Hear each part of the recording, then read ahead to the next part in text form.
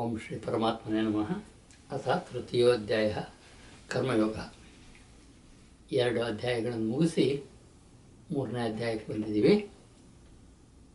ಮತ್ತು ಪುನಃ ಮೊದಲು ಕೊಟ್ಟಂಥ ಸೂಚನೆಯನ್ನು ಇನ್ನೊಂದು ಸಾರಿ ಕೊಡ್ತೀನಿ. ಕಂಟಿನ್ಯೂಸ್ ಆಗಿ ಭಗವದ್ಗೀತೆಯನ್ನು ಕೇಳ್ತಾ ಹೋಗೋದಲ್ಲ, ಒಂದು 10-20 ಶ್ಲೋಕವನ್ನು ದಿನ ಕೇಳಿ ಅಲ್ಲಿಂದ ಮುಂದಕ್ಕೆ ಹೋಗಿ ಪುಸ್ತಕ ಇಟ್ಕೊಂಡು ಅಧ್ಯಯನ ಮಾಡ್ತಾ ಬಂದರೆ ಇದರ ಫಲ ಚೆನ್ನಾಗಿ ಸಿಗುತ್ತೆ ಅನ್ನುವಂಥದ್ದು ನನ್ನ ಅನುಭವ. ಹಾಗಾಗಿ ಈಗ 3ನೇ ಅಧ್ಯಾಯಕ್ಕೆ ಹೋಗೋಣ, ಕರ್ಮಯೋಗಕ್ಕೆ. ಮೊದಲನೇ ಮಾತೆ ಅರ್ಜುನ ಹೇಳಿದ್ದು. ಅರ್ಜುನ ಉವಾಚ: ಜಾಯಸಿ ಚೇತ್ ಕರ್ಮಣಸ್ಥೆ ಮತಾ ಬುದ್ಧಿರ್ಜನಾರ್ದನ ತತ್ಕಿಂ ಕರ್ಮಣಿ ಘೋರೆ ಮಾಂ ನಿಯೋಜಯಸಿ ಕೇಶವ. ಒಂದೇ ಶ್ಲೋಕದಲ್ಲಿ ಎಷ್ಟು ಚೆನ್ನಾಗಿ ಕೇಳಿಬಿಟ್ಟ ನೋಡಿ. ಕೃಷ್ಣ, ನಿನಗೆ ಕರ್ಮಕ್ಕಿಂತ ಜ್ಞಾನ ಶ್ರೇಷ್ಠ ಅಂತ ಆದಮೇಲೆ ನೀನ್ಯಾಕೆ ನನ್ನನ್ನು ಇಂಥ ಕೆಟ್ಟ ಕರ್ಮವನ್ನು ಮಾಡು ಅಂತ ಹೇಳ್ತಾ ಇದೆಯಲ್ಲ? ನಾವು ಯುದ್ಧ ಬಿಟ್ಟು ಯಾಕೆ ಹೋಗಬಾರ್ದು? ಯಾಕೆ ಸನ್ಯಾಸಿ ಆಗಬಾರ್ದು? ಯಾಕೆ ಈ ಯುದ್ಧವನ್ನು ಬಿಡುವಂಥ ಕೆಲಸ ನಾವು ಮಾಡಬಾರ್ದು ಅನ್ನುವಂಥ ಪ್ರಶ್ನೆ. ಜಾಯಸಿ ಚೇತ್ ಕರ್ಮಣಸ್ಥೆ ಮತಾ ಬುದ್ಧಿ ಜನಾರ್ದನ ಅಂತಂದರೆ, ಕರ್ಮಕ್ಕಿಂತ ಬುದ್ಧಿ ಜಾಸ್ತಿ ಅಂತಾದರೆ, ಜ್ಞಾನ ಜಾಸ್ತಿ ಅಂತಾರೆ. ತತ್ ಕಿಂ ಕರ್ಮಣಿ ಗೋರೆ ಮಾಂ, ಆದರೆ ಯಾಕೋಸ್ಕರ ನನ್ನನ್ನು ಈ ಕೆಟ್ಟ ಕರ್ಮಕ್ಕೆ ನಿಯೋಜಿಸ್ತಾ ಇದೆಯಾ ಕೃಷ್ಣ ಅಂತ ಕೇಳುವಂಥದ್ದು ಎಂಥ ಸುಂದರವಾದಂಥ ಪ್ರಶ್ನೆ. ಇದು ಯಾಕೆ ಬಂತು ಅರ್ಜುನ ತಲೆಯಲ್ಲಿ ಅಂದರೆ, 2ನೇ ಅಧ್ಯಾಯದಲ್ಲಿ 2 ವಿಚಾರವನ್ನು ಹೇಳಿದ್ದ. ಜ್ಞಾನಯೋಗ ಮತ್ತು ಕರ್ಮಯೋಗದ ವಿಚಾರವನ್ನು ಹೇಳಿದ್ದ ಅಂತ ನಾನು ನಿಮ್ಗೆ ಹೇಳಿದ್ದೆ. ಹಾಗಾಗಿ ಈ ಪ್ರಶ್ನೆಯನ್ನು ಕೇಳ್ತಾ ಇದ್ದಾನೆ. 2ನೇ ಶ್ಲೋಕಕ್ಕೆ ಹೋಗೋಣ. ವ್ಯಾಮಿಶ್ರೇಣೇವ ವಾಕ್ಯೇನ ಬುದ್ಧಿಂ ಮೋಹಯಸೀವ ಮೇ ತದೇಕಂ ವದ ನಿಶ್ಚಿತ್ಯ ಏನ ಶ್ರೇಯೋ ಅಯಮಾಪ್ನುಯಾಂ. ನೀನು ಕನ್ಫ್ಯೂಸಿಂಗ್ ವರ್ಡ್ಸ್ ಯೂಸ್ ಮಾಡ್ತಾ ಇದೀಯಾ ಅಂತ ಹೇಳ್ತೇನೆ ನೋಡಿ. ಇಲ್ಲಿ ಗುರುಗಳ ಹತ್ರ ಮಾತಾಡುವಾಗ ಅಥವಾ ಕೃಷ್ಣನ ಹತ್ರ ಮಾತಾಡುವಾಗ ಅರ್ಜುನನ ಕಾನ್ಫಿಡೆನ್ಸ್ ಎಷ್ಟು ಅಂದರೆ, ಅವನು ಏನನ್ನೂ ಬಚ್ಚಿಟ್ಕೊಳ್ದಿದ್ದಂಗೆ ಮಾತಾಡ್ತಿದ್ದಾನೆ. ವ್ಯಾಮಿಶ್ರೇಣ ವಾಕ್ಯನ, ವ್ಯಾಮಿಶ್ರವಾದಂಥ ಮಾತಿನಿಂದ, ಕನ್ಫ್ಯೂಸ್ ಆಗುವಂಥ ಮಾತುಗಳಿಂದ ಬುದ್ಧಿ ಮೋಹಯಸಿಮೆ, ನನ್ನ ಬುದ್ಧಿಯನ್ನು ಮೋಹಗೊಳಿಸ್ತಾ ಇದೆಯಾ. ತದೇಕಂ ವದ ನಿಶ್ಚಿತ್ಯ, ಒಂದನ್ನು ಮಾತ್ರ ನಂಗೆ ಸರಿಯಾಗಿ ಹೇಳಪ್ಪ. ಹೀಗೆ ಎರಡೂ ಒಂದ್ಸಾರಿ ಜ್ಞಾನಯೋಗ ಒಳ್ಳೆಯದು ಅಂತ ಹೇಳ್ತೀಯಾ, ಒಂದ್ಸಾರಿ ಕರ್ಮಯೋಗ ಒಳ್ಳೆಯದು ಅಂತ ಹೇಳ್ತೀಯಾ. ಎರಡೆರಡು ಹೇಳಿದರೆ ನನಗೆ ಯೋಗ್ಯವಾದದ್ದು ಅಂತ ನನಗೆ ಗೊತ್ತಾಗೋದು ಹೇಗೆ? ಯಾವುದರಿಂದ ನನಗೆ ಶ್ರೇಯಸ್ಸಿದೆಯೋ, ಏನೋ ಶ್ರೇಯೋ ಅಹಮಾಪ್ನುಯಾಮ್, ಯಾವುದರಿಂದ ನನಗೆ ಶ್ರೇಯಸ್ಸಿದೆಯೋ ಅಂತ ಒಂದು ಮಾರ್ಗವನ್ನು ನನಗೆ ಹೇಳು ಅಂತ ಅರ್ಜುನ ಕೇಳ್ತಾನೆ. ಈ ಪ್ರಶ್ನೆ ತುಂಬ ಉತ್ತಮವಾದಂಥ ಪ್ರಶ್ನೆ. ಈ ಅರ್ಜುನ ಸಾಂಖ್ಯಯೋಗವನ್ನು ಕೇಳಿದ, ಸಾಂಖ್ಯ ಯೋಗದ 2ನೇ ಅಧ್ಯಾಯದಲ್ಲಿ ಕೇಳಿದ ಉಪದೇಶದಿಂದ ಸಹಜವಾಗಿ ಯಾರದೇ ತಲೆಯಲ್ಲಾದರೂ ಬರಬಹುದಾದಂಥ ಪ್ರಶ್ನೆನ ಅರ್ಜುನ ಕೇಳಿದ್ದಾನೆ. ಅರ್ಜುನಿಗೆ ಉತ್ತರ ಹೇಳಬೇಕು ಕೃಷ್ಣ. ಹಾಗಾಗಿ ನಾವು 3ನೇ ಶ್ಲೋಕದಿಂದ ಕೃಷ್ಣನ ಉತ್ತರವನ್ನು ನೋಡ್ತಾ ಇದ್ದೀವಿ. ಶ್ರೀ ಭಗವಾನ್ ವಾಚ. ಶ್ಲೋಕ 3. ಲೋಕೇಸ್ಮಿನ್ ದ್ವಿಧಾ ನಿಷ್ಠಾ ಪುರಾ ಪ್ರೋಕ್ತ ಮಯಾನಕ ಜ್ಞಾನಯೋಗೇನ ಸಾಂಖ್ಯಾನಾಂ ಕರ್ಮಯೋಗೇನ ಯೋಗಿನಾಂ. ಕೃಷ್ಣ ಮಾತಾಡುವಾಗ ಇಡೀ ಸಂಸ್ಕೃತಿಯಲ್ಲಿ ಏನೇನಿತ್ತು, ಆಧ್ಯಾತ್ಮಿಕ ಸಂಸ್ಕೃತಿಯಲ್ಲಿ, ಉಪನಿಷತ್ನಲ್ಲಿ, ಬ್ರಹ್ಮಸೂತ್ರದಲ್ಲಿ, ಅಥವಾ ನಮ್ಮ ಇಡೀ ಹಿಂದೂ ಧರ್ಮದ ಸಂಸ್ಕೃತಿಯಲ್ಲಿ ಏನಿತ್ತು ಅಷ್ಟನ್ನು ಸೇರಿಸಿ ಹೇಳಬೇಕಾಗಿರೋದ್ರಿಂದ ಈ ಲೋಕದಲ್ಲಿ 2 ಪ್ರಕಾರವಾದ ನಿಷ್ಠೆಗಳನ್ನು ನಾನೇ ಹಿಂದೆ ಹೇಳಿರುವೆನು ಅಂತ ಹೇಳಿಬಿಟ್ಟ. ಅಂದರೆ ಜ್ಞಾನ ಮಾರ್ಗವನ್ನು ನಾನೇ ಹೇಳಿದ್ದೀನಿ, ಹಾಗೆ ಕರ್ಮ ಮಾರ್ಗವನ್ನು ನಾನು ಹೇಳಿದ್ದೀನಿ. ಇವುಗಳಲ್ಲಿ ಸಾಂಖ್ಯಯೋಗಿಗಳ ನಿಷ್ಠೆಯು ಜ್ಞಾನದಿಂದ, ಅಂದರೆ ಸಾಂಖ್ಯಯೋಗ ಅಂದರೆ ಜ್ಞಾನದವರದ್ದು, ಯೋಗಿಗಳ ನಿಷ್ಠೆಯು ಕರ್ಮಯೋಗದಿಂದ ಇರುತ್ತದೆ ಅಂತ. ಯೋಗಿ ಅಂದರೆ ಕೃಷ್ಣನಿಗೆ ತನ್ನ ಕೆಲಸವನ್ನು 100ಕ್ಕೆ 100 ಪ್ರಾಮಾಣಿಕವಾಗಿ ಮಾಡಿ ಪರಮಾತ್ಮನಿಗೆ ಸಮರ್ಪಣೆ ಯಾರು ಮಾಡ್ತಾರೋ ಅವರನ್ನು ಕೃಷ್ಣ ಯೋಗಿ ಅಂತ ಕರೆಯೋದು. ಹಾಗಾಗಿ ಈ 2 ನಿಷ್ಠೆ ಇದೆಯಪ್ಪ, ಹಿಂದೆ ನಾನು ಹೇಳಿದ್ದೀನಿ ಈ ವಿಚಾರವನ್ನು. ಅಂದರೆ ನಮ್ಮ ಆಧ್ಯಾತ್ಮಿಕ ಗ್ರಂಥದಲ್ಲಿ ಇರುವಂಥದ್ದೆಲ್ಲ ಕೂಡ ಭಗವಂತನಿಂದ ಬಂದಿದ್ದು. ವೇದ ಅಂತ ಇಟ್ಕೊಳ್ತೀವಲ್ಲ ನಾವು, ವೇದದಲ್ಲಿ ಮಾತನ್ನು ಹೇಳಿದ್ದೀನಿ ಅನ್ನುವಂಥ ಮಾತನ್ನು ಕೃಷ್ಣ ಹೇಳ್ತಾನೆ. ತುಂಬ ಸುಂದರವಾದಂಥ ಶ್ಲೋಕ, ಅಂಡರ್ಲೈನ್ ಮೂಲಕ ಮಾಡ್ಕೊಳ್ಬೋದು. ನ ಕರ್ಮಣ ಮನಾರಂಭಾತ್ ನೈಷ್ಕರ್ಮ್ಯಂ ಪುರುಷೋಷ್ಣುತೆ ನ ಚ ಸನ್ಯಸನ ದೇವ ಸಿದ್ಧಿಂ ಸಮಧಿಗಚ್ಚತಿ. ಮನುಷ್ಯನು ಕರ್ಮಗಳನ್ನು ಆಚರಿಸದೆ ನಿಷ್ಕರ್ಮತೆಯನ್ನು ಪಡೆದುಕೊಳ್ಳುವುದಿಲ್ಲ. ಬಹಳ ಸುಂದರವಾದ ಮಾತು ಅಂದರೆ ಅಂಡರ್ಲೈನ್ ಮಾಡ್ಕೊಳ್ಳಿ. ನೀವು ಕೆಲಸ ಮಾಡದೇ ಇದ್ದರೆ ನಿಷ್ಕರ್ಮ ಅಥವಾ ಕೆಲಸ ಮಾಡದೇ ಇರುವಂಥ ಸಿದ್ಧಿಯ ಕಡೆಗೆ ನೀವು ಬರೋದೇ ಇಲ್ಲ. ಕೇವಲ ಕರ್ಮಗಳ ತ್ಯಾಗದಿಂದ, ಅಂದರೆ ಕೆಲಸ ಮಾಡೋದನ್ನು ಬಿಟ್ಬಿಟ್ರೆ ಸಿದ್ಧಿ ಅಂದರೆ ಸಾಂಖ್ಯ ನಿಷ್ಠೆಯನ್ನು ಪಡೆಯೋದಿಲ್ಲ, ಅಂದರೆ ಜ್ಞಾನವನ್ನು ಪಡೆಯೋದಕ್ಕೆ ಸಾಧ್ಯ ಇಲ್ಲ. ಮನುಷ್ಯ ಯಾರು ಹುಟ್ಟಿರ್ತಾನೋ ಅವನು ತನ್ನ ಜೀವಿತಾವಧಿಯಲ್ಲಿ ಕೆಲಸಗಳನ್ನು ಮಾಡೋದರ ಅನಿವಾರ್ಯತೆಯನ್ನು ಹೇಳ್ತಾನೆ. ಉದಾಹರಣೆಗೆ ನಾವು ಉಸಿರಾಡ್ತೀವಿ ಅಂತ ಇಟ್ಕೊಳ್ಳಿ. ಉಸಿರಾಡುವಾಗ ನಾವೇ ಉಸಿರಾಡ್ತಿರ್ಬೇಕಾಗತ್ತೆ. ಅಥವಾ ನಾವು ಜೀವನಕ್ಕಾಗಿ ಏನೋ ಒಂದು ವೃತ್ತಿನ ಇಟ್ಕೊಂಡಿದ್ದೀವಿ. ನಾನು ಯಾರಿಗೆ ಹೇಳ್ತಾ ಇದ್ದೀನಿ, ಇವರೆಲ್ಲ ಒಂದಲ್ಲ ಒಂದು ವೃತ್ತಿನಲ್ಲಿ ಇದ್ದೀರಿ. ನೀವು ನಿಮ್ಮ ವೃತ್ತಿಯನ್ನು ಅದು ಸಮಾಜಕ್ಕೆ ಪೂರಕವಾದದ್ದಾದರೆ ನೀವು ಮಾಡಲೇಬೇಕಾಗತ್ತೆ, ಅದನ್ನು ಬಿಡೋಕೆ ಬರೋದಿಲ್ಲ ಅನ್ನುವಂಥ ಮಾತಿದು. ಬಹಳ ಸುಂದರವಾದಂಥ ಮಾತು. ಇನ್ನೊಂದು ಸಾರಿ ಹೇಳ್ತೀನಿ. ನ ಕರ್ಮಣಾಮನಾರಂಭಾತ್ ನೈಷ್ಕರ್ಮ್ಯಂ ಪುರುಷೋಷ್ಣತೆ ನಚ ಸನ್ಯಾಸನಾದೇವ ಸಿದ್ಧಿಂ ಸಮಧಿಗಚ್ಚತಿ. ಮನುಷ್ಯನು ಕರ್ಮಗಳನ್ನು ಮಾಡದೆ ನಿಷ್ಕರ್ಮತೆಯನ್ನು ಅಂದರೆ ಯೋಗವನ್ನು ಪಡೆಯಲಾರ. ಕೇವಲ ಕರ್ಮಗಳನ್ನು ತ್ಯಾಗ ಮಾಡುವುದರಿಂದ ಸಿದ್ಧಿಯನ್ನು ಅಥವಾ ಜ್ಞಾನವನ್ನು ಕೂಡ ಪಡೆಯಲಾರ. ಕೆಲಸ ಮಾಡೋದಿಲ್ಲ ನಾನು ಅಂತ ಹೇಳುವಂಥದ್ದಿದ್ರೆ ಬರೀ ಸೋಮಾರ್ತನದಿಂದ ಜ್ಞಾನ ಬರೋದಲ್ಲ. ಆದ್ದರಿಂದ ನೀನು ಕರ್ಮ ಮಾಡದೇ ಇದ್ದರೆ ಆಗೋದಿಲ್ಲ ಅನ್ನುವಂಥ ಮಾತನ್ನು ಹೇಳಿ, ಇದಕ್ಕಿಂತ ತುಂಬ ಸುಂದರವಾದಂಥ ಮಾತನ್ನು ಮುಂದಿನ 5ನೇ ಶ್ಲೋಕದಲ್ಲಿ ಹೇಳ್ತಾನೆ, ಗಮನಿಸಿ. ನಹಿ ಕಶ್ಚಿತ್ ಕ್ಷಣಮಪಿ ಜಾತು ತಿಷ್ಠತ್ಯಕರ್ಮ ಕೃತು ಕಾರ್ಯತೆ ಹವಶಃ ಕರ್ಮ ಸರ್ವ ಪ್ರಕೃತಿ ಜೈರ್ಗುಣೈ. ಬಹಳ ಸುಂದರವಾದ ಮಾತು, ಅಂಡರ್ಲೈನ್ ಮಾಡ್ಕೊಳ್ಳಿ. ನಿಸ್ಸಂದೇಹವಾಗಿ ಯಾವುದೇ ಮನುಷ್ಯನು ಯಾವುದೇ ಸಮಯದಲ್ಲಿ ಕ್ಷಣ ಮಾತ್ರವೂ ಕರ್ಮವನ್ನು ಮಾಡದೆ ಇರಲಾರನು. ಇಂಥ ಸುಂದರವಾದಂಥ ಸತ್ಯ ಅಂದರೆ as long as we are alive, ಎಷ್ಟೊತ್ತವರೆಗೆ ಬದುಕಿದೀವೋ ಅಷ್ಟೊತ್ತವರೆಗೂ ಕೂಡ ಒಂದಲ್ಲ ಒಂದು ರೀತಿ ಮನಸ್ಸು ಏನೋ ಒಂದು ವಿಚಾರನ ಯೋಚನೆ ಮಾಡ್ತಾ ಇರುತ್ತೆ. ಅಂದರೆ ಮನಸ್ಸು ಕೆಲಸ ಮಾಡ್ತಾ ಇರುತ್ತೆ, ಹೃದಯ ಕೆಲಸ ಮಾಡ್ತಾ ಇರುತ್ತೆ, ಕಿವಿ ಕೆಲಸ ಮಾಡ್ತಾ ಇರುತ್ತೆ, ಕಣ್ಣು ಕೆಲಸ ಮಾಡ್ತಾ ಇರುತ್ತೆ, ಒಟ್ಟಿನಲ್ಲಿ ಕ್ರಿಯೆ ನಡೀತಾನೆ ಇರುತ್ತೆ. ಏಕೆಂದರೆ ಎಲ್ಲ ಮನುಷ್ಯ ಸಮುದಾಯವು ಪ್ರಕೃತಿಜನ್ಯ ಗುಣಗಳಿಂದಾಗಿ ಪರಾಧೀನವಾಗಿರುವುದರಿಂದ ಕರ್ಮ ಮಾಡಲು ಬಾಧ್ಯವಾಗುತ್ತದೆ. ಯಾವುದೇ ಜೀವಿ ಕರ್ಮ ಮಾಡದೇ ಇರುವಂಥದ್ದು ಅಂತನ್ನುವಂಥದ್ದು ಯಾವತ್ತೂ ನಮಗೆ ಸಿಗೋದಿಲ್ಲ ಅನ್ನುವಂತಹ ವಿಚಾರನ ಬಹಳ ಸುಂದರವಾಗಿ ಹೇಳಿದ್ದಾನೆ. ಇದು ಬಹಳ ಅದ್ಭುತ ವಿಚಾರ ಏನು ಅಂತಂದರೆ, ಒಂದು ಕ್ಷಣ ಸಹ ನೀವು ಕರ್ಮ ಮಾಡದೇ ಇರಲಿಕ್ಕಾಗೋದಿಲ್ಲ. ಹಾಗಾಗಿ ಯಾವ ಕರ್ಮವನ್ನು ಮಾಡಿದರೆ ಸಮಾಜಕ್ಕೆ ಪೂರಕವೋ ಅಂತಹ ಕರ್ಮವನ್ನು ಮಾಡಿ. ಅಂತ ಕರ್ಮ ಮಾಡದೇ ಇರಲಿಕ್ಕೆ ಯಾವಾಗ ಆಗೋದಿಲ್ಲ. ಆವಾಗ ಯಾವ ಕರ್ಮ ಮಾಡಿದರೆ ಸಮಾಜಕ್ಕೆ ಪೂರಕ ಆಗುತ್ತೋ ಅಂಥದ್ದು ಮಾಡಬೇಕು ಅನ್ನುವಂಥದ್ದು ಕೃಷ್ಣನ ಅಭಿಪ್ರಾಯ. ಮುಂದೆ ಹೇಳೋಣ. 6ನೇ ಶ್ಲೋಕ. ಕರ್ಮೇಂದ್ರಿಯಾಣಿ ಸಂಯಮ್ಯ ಯಾಸ್ತೆ ಮನಸಾ ಸ್ಮರನ್ ಇಂದ್ರಿಯಾರ್ಥಾನ್ ವಿಮೂಢಾತ್ಮ ಮಿಥ್ಯಾಚಾರಸ್ಸ ಉಚ್ಯತೆ. ಇದನ್ನು ಖಂಡಿತವಾಗಿ ಅಂಡರ್ಲೈನ್ ಮಾಡ್ಕೊಳ್ಳಿ. ಬಹಳ ಸುಂದರವಾದಂಥ ಶ್ಲೋಕ. ಅಂದರೆ ಈ ಎತ್ತರಕ್ಕೆ ಮನುಷ್ಯರು ಬೆಳೆದ್ರೆ ನಮ್ಮಲ್ಲಿ ಅನೇಕ ಸಾರಿ ಸಂತರು ಭ್ರಷ್ಟರಾಗಿ ಹೋಗಿರೋದನ್ನು ನೋಡಿದ್ದೀವಿ. ಅಂಥ ಭ್ರಷ್ಟತೆ ಇಲ್ಲದೆ ಇರುವಂಥ ಸಂತ ಸಮಾಜ ನಿರ್ಮಾಣ ಆಗುತ್ತೆ. ಉತ್ತಮವಾದ ನಾಗರಿಕರು ಕೂಡ ನಿರ್ಮಾಣ ಆಗ್ತಾರೆ ಅನ್ನುವಂಥದ್ದು ನನ್ನ ಅಭಿಪ್ರಾಯ. ಕರ್ಮೇಂದ್ರಿಯಾಣಿ ಸಂಯಮ್ಯ, ಎಲ್ಲ ಕರ್ಮ ಇಂದ್ರಿಯಗಳನ್ನು ಕಣ್ಣು, ಕಿವಿ, ಮೂಗು, ಬಾಯಿ, ಮನಸ್ಸು ಇವನ್ನೆಲ್ಲ ಸಂಯಮ ಮಾಡಿಕೊಂಡು ಯಾಸ್ತೆ ಮನಸಾ ಸ್ಮರನ್. ಆದರೆ ಇಂದ್ರಿಯಗಳ ವಿಷಯವನ್ನು ಮನಸ್ಸಿನಲ್ಲೇ ಚಿಂತಿಸ್ತಾ, ಮನಸ್ಸಿನಲ್ಲಿ ಮಡ್ಗೆ ತಿನ್ನೋದು ಅಂತ ಹೇಳ್ತೀವಿ ನಾವು. ಇಂದ್ರಿಯಗಳನ್ನು ಮನಸ್ಸಿನಲ್ಲಿ ಚಿಂತಿಸ್ತಾ ಇಂದ್ರಿಯಾರ್ಥಾನ್ ವಿಮೂಢಾತ್ಮ ಮಿಥ್ಯಾಚಾರ ಆ ಅರ್ಥ ಅಂಡರ್ಲೈನ್ ಮಾಡ್ಕೊಳ್ಳಿ. ಮಿಥ್ಯಾಚಾರ ಅಂತ ಅವನೊಬ್ಬ ಹಿಪೋಕ್ರೇಟ್ ಅಂತ ಹೇಳ್ತಾನೆ ಕೃಷ್ಣ. ಬಹಳ ಸುಂದರವಾದ ಮಾತು. ಹಿಪೋಕ್ರೇಟ್ ಅಂತ ಏನು ಅಂದರೆ ಅವನು ಹೇಳೋದೊಂದು ಮಾಡೋದೊಂದು ಅಂತ. ಇಂದ್ರಿಯಗಳನ್ನು ನಾವು ಯಾವುದೋ ಒಂದು ಸಮಾಜಕ್ಕಾಗಿ ಒಂದು ವಿಚಾರದಲ್ಲಿ ತೊಡಗಿಸ್ಕೊಂಡಿದ್ದೀವಿ ಅಂತ ಆದರೆ ಆ ವಿಚಾರದಲ್ಲಿ ನಮ್ಮ ಪೂರ್ಣ ನಿಷ್ಠೆ ಇರಬೇಕು. ಅದು ಇಲ್ಲದಿದ್ದರೆ ನಮ್ಮ ಮನಸ್ಸು ಒಂದು ಕಡೆ, ಕೆಲಸ ಒಂದು ಕಡೆ ಆದರೆ ಅದನ್ನು ಮಿಥ್ಯಾಚಾರ ಅಂತ ಕರೀತಾನೆ. ಸನ್ಯಾಸಿ ಆದವನಿಗೆ ಸಂಸಾರ ಜೀವನದ ಸುಖಗಳು ಅಡ್ಡ ಬರುತ್ತೆ ಅಂತಾದರೆ ಅವನು ಸನ್ಯಾಸಿ ಅಲ್ಲ ಅನ್ನೋದು ಇಲ್ಲಿ ಒಂದೇ ಮಾತಿನಲ್ಲಿ ಹೇಳಬೇಕು ಅಂತಂದರೆ ಈ ಅರ್ಥ ಬರುತ್ತೆ. ಮುಂದಕ್ಕೆ ಹೋಗೋಣ. ಯಸ್ತ್ವಿಂದ್ರಿಯಾಣಿ ಮನಸ ನಿಯಮ್ಯಾರಭ್ಯತೆ ಅರ್ಜುನ ಕರ್ಮೇಂದ್ರಿಯೇ ಕರ್ಮಯೋಗಂ ಅಸಕ್ತಸ್ಸ ವಿಶಿಷ್ಯತೆ. ಹಾಗೆ ಮುಂದೆ ಹೇಳಿದ ಮನಸ್ಸಿನಿಂದ ಇಂದ್ರಿಯಗಳನ್ನು ವಶಪಡಿಸಿಕೊಂಡು, ಯಾರು ಹಿಂದಿನ ಶ್ಲೋಕದಲ್ಲಿ ಹೇಳಿದ್ದಕ್ಕೂ ವಿರುದ್ಧವಾಗಿ ಮನುಷ್ಯನಿಂದ ಇಂದ್ರಿಯಗಳನ್ನು ವಶಪಡಿಸಿಕೊಂಡು ಅನಾಸಕ್ತನಾಗಿ ಎಲ್ಲ ಇಂದ್ರಿಯಗಳ ಮೂಲಕ ಕರ್ಮಯೋಗವನ್ನು ಆಚರಿಸುವ ಮನುಷ್ಯ ಶ್ರೇಷ್ಠ. ಬಹಳ ಸುಂದರವಾಗಿದೆ ನೋಡಿ. ಮನಸ್ಸನ್ನು ವಶಪಡಿಸಿಕೊಂಡು ಎಲ್ಲ ಇಂದ್ರಿಯಗಳಿಂದ ಕರ್ಮಯೋಗವನ್ನು ಆಚರಿಸುವಂತಹ ಮನುಷ್ಯನನ್ನು ಕೃಷ್ಣ ಬಹಳ ಶ್ರೇಷ್ಠ ಅಂತ ಕರೀತಾನೆ. ಹಾಗಾಗಿ ಈ ಶ್ರೇಷ್ಠತೆ ಯಾವಾಗ ಬರುತ್ತೆ ಅಂದರೆ ನಾವು ಏನು ಮಾಡ್ತಿದ್ದೀವೋ ಅದು ಮನಃಪೂರ್ವಕವಾಗಿ ಮಾಡಬೇಕು. ಮನಸ್ಸು ಒಂದು ಕಡೆ, ನಾವೊಂದು ಕಡೆ ಆಗಬಾರ್ದು. ಈ ಹಿಪೋಕ್ರಸಿ ಬರಬಾರ್ದು ಅಥವಾ ಈ ದ್ವಿಧ ವ್ಯಕ್ತಿತ್ವ ಬರಬಾರ್ದು. ನಮ್ಮ ಮನಸ್ಸಿನೊಳಗಿರುವಂಥ ಭಾವನೆ ಬೇರೆಯೇ, ನಾವು ಮಾಡ್ತಾ ಇರುವಂಥ ವ್ಯವಹಾರನೇ ಬೇರೆಯೇ ಆಗಬಾರ್ದು ಅನ್ನುವಂಥದ್ದು ಇಲ್ಲಿ ಲಕ್ಷಣ. ಮುಂದಕ್ಕೆ ಹೋಗೋಣ. 8.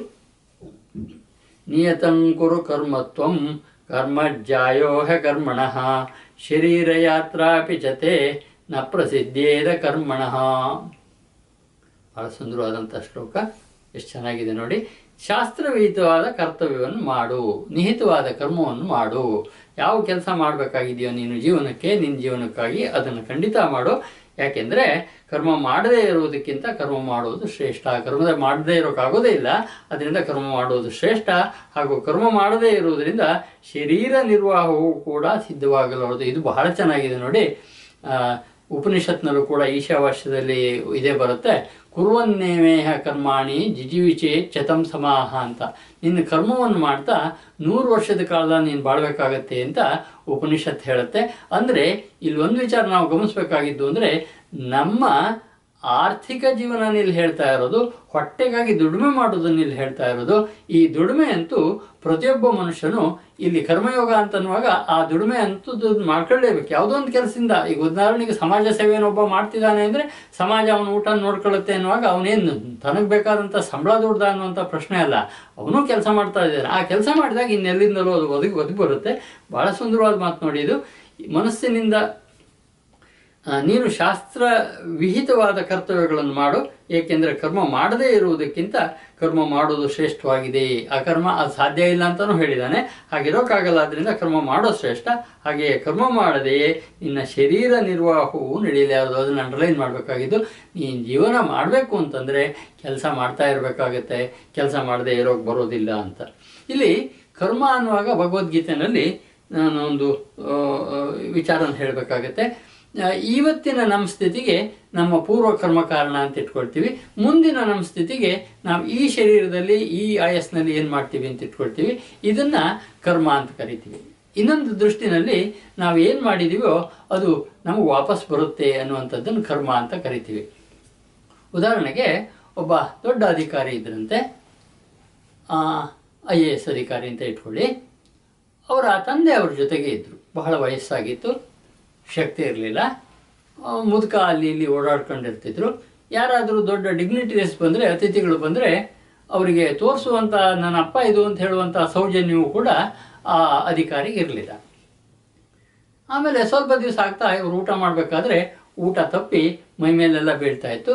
ಹಾಗಾಗಿ ತಮ್ಮ ಟೇಬಲ್ ಮೇಲೆ ಊಟಕ್ಕೆ ಪ್ರಯೋಜನ ಇಲ್ಲ ಅನ್ನುವಂಥ ತೀರ್ಮಾನ ಮಾಡಿ ಅವ್ರನ್ನೊಂದು ಪ್ರತ್ಯೇಕ ರೂಮ್ನಲ್ಲಿ ಊಟಕ್ಕೆ ಹಾಕ್ಬಿಡ್ತಾರೆ.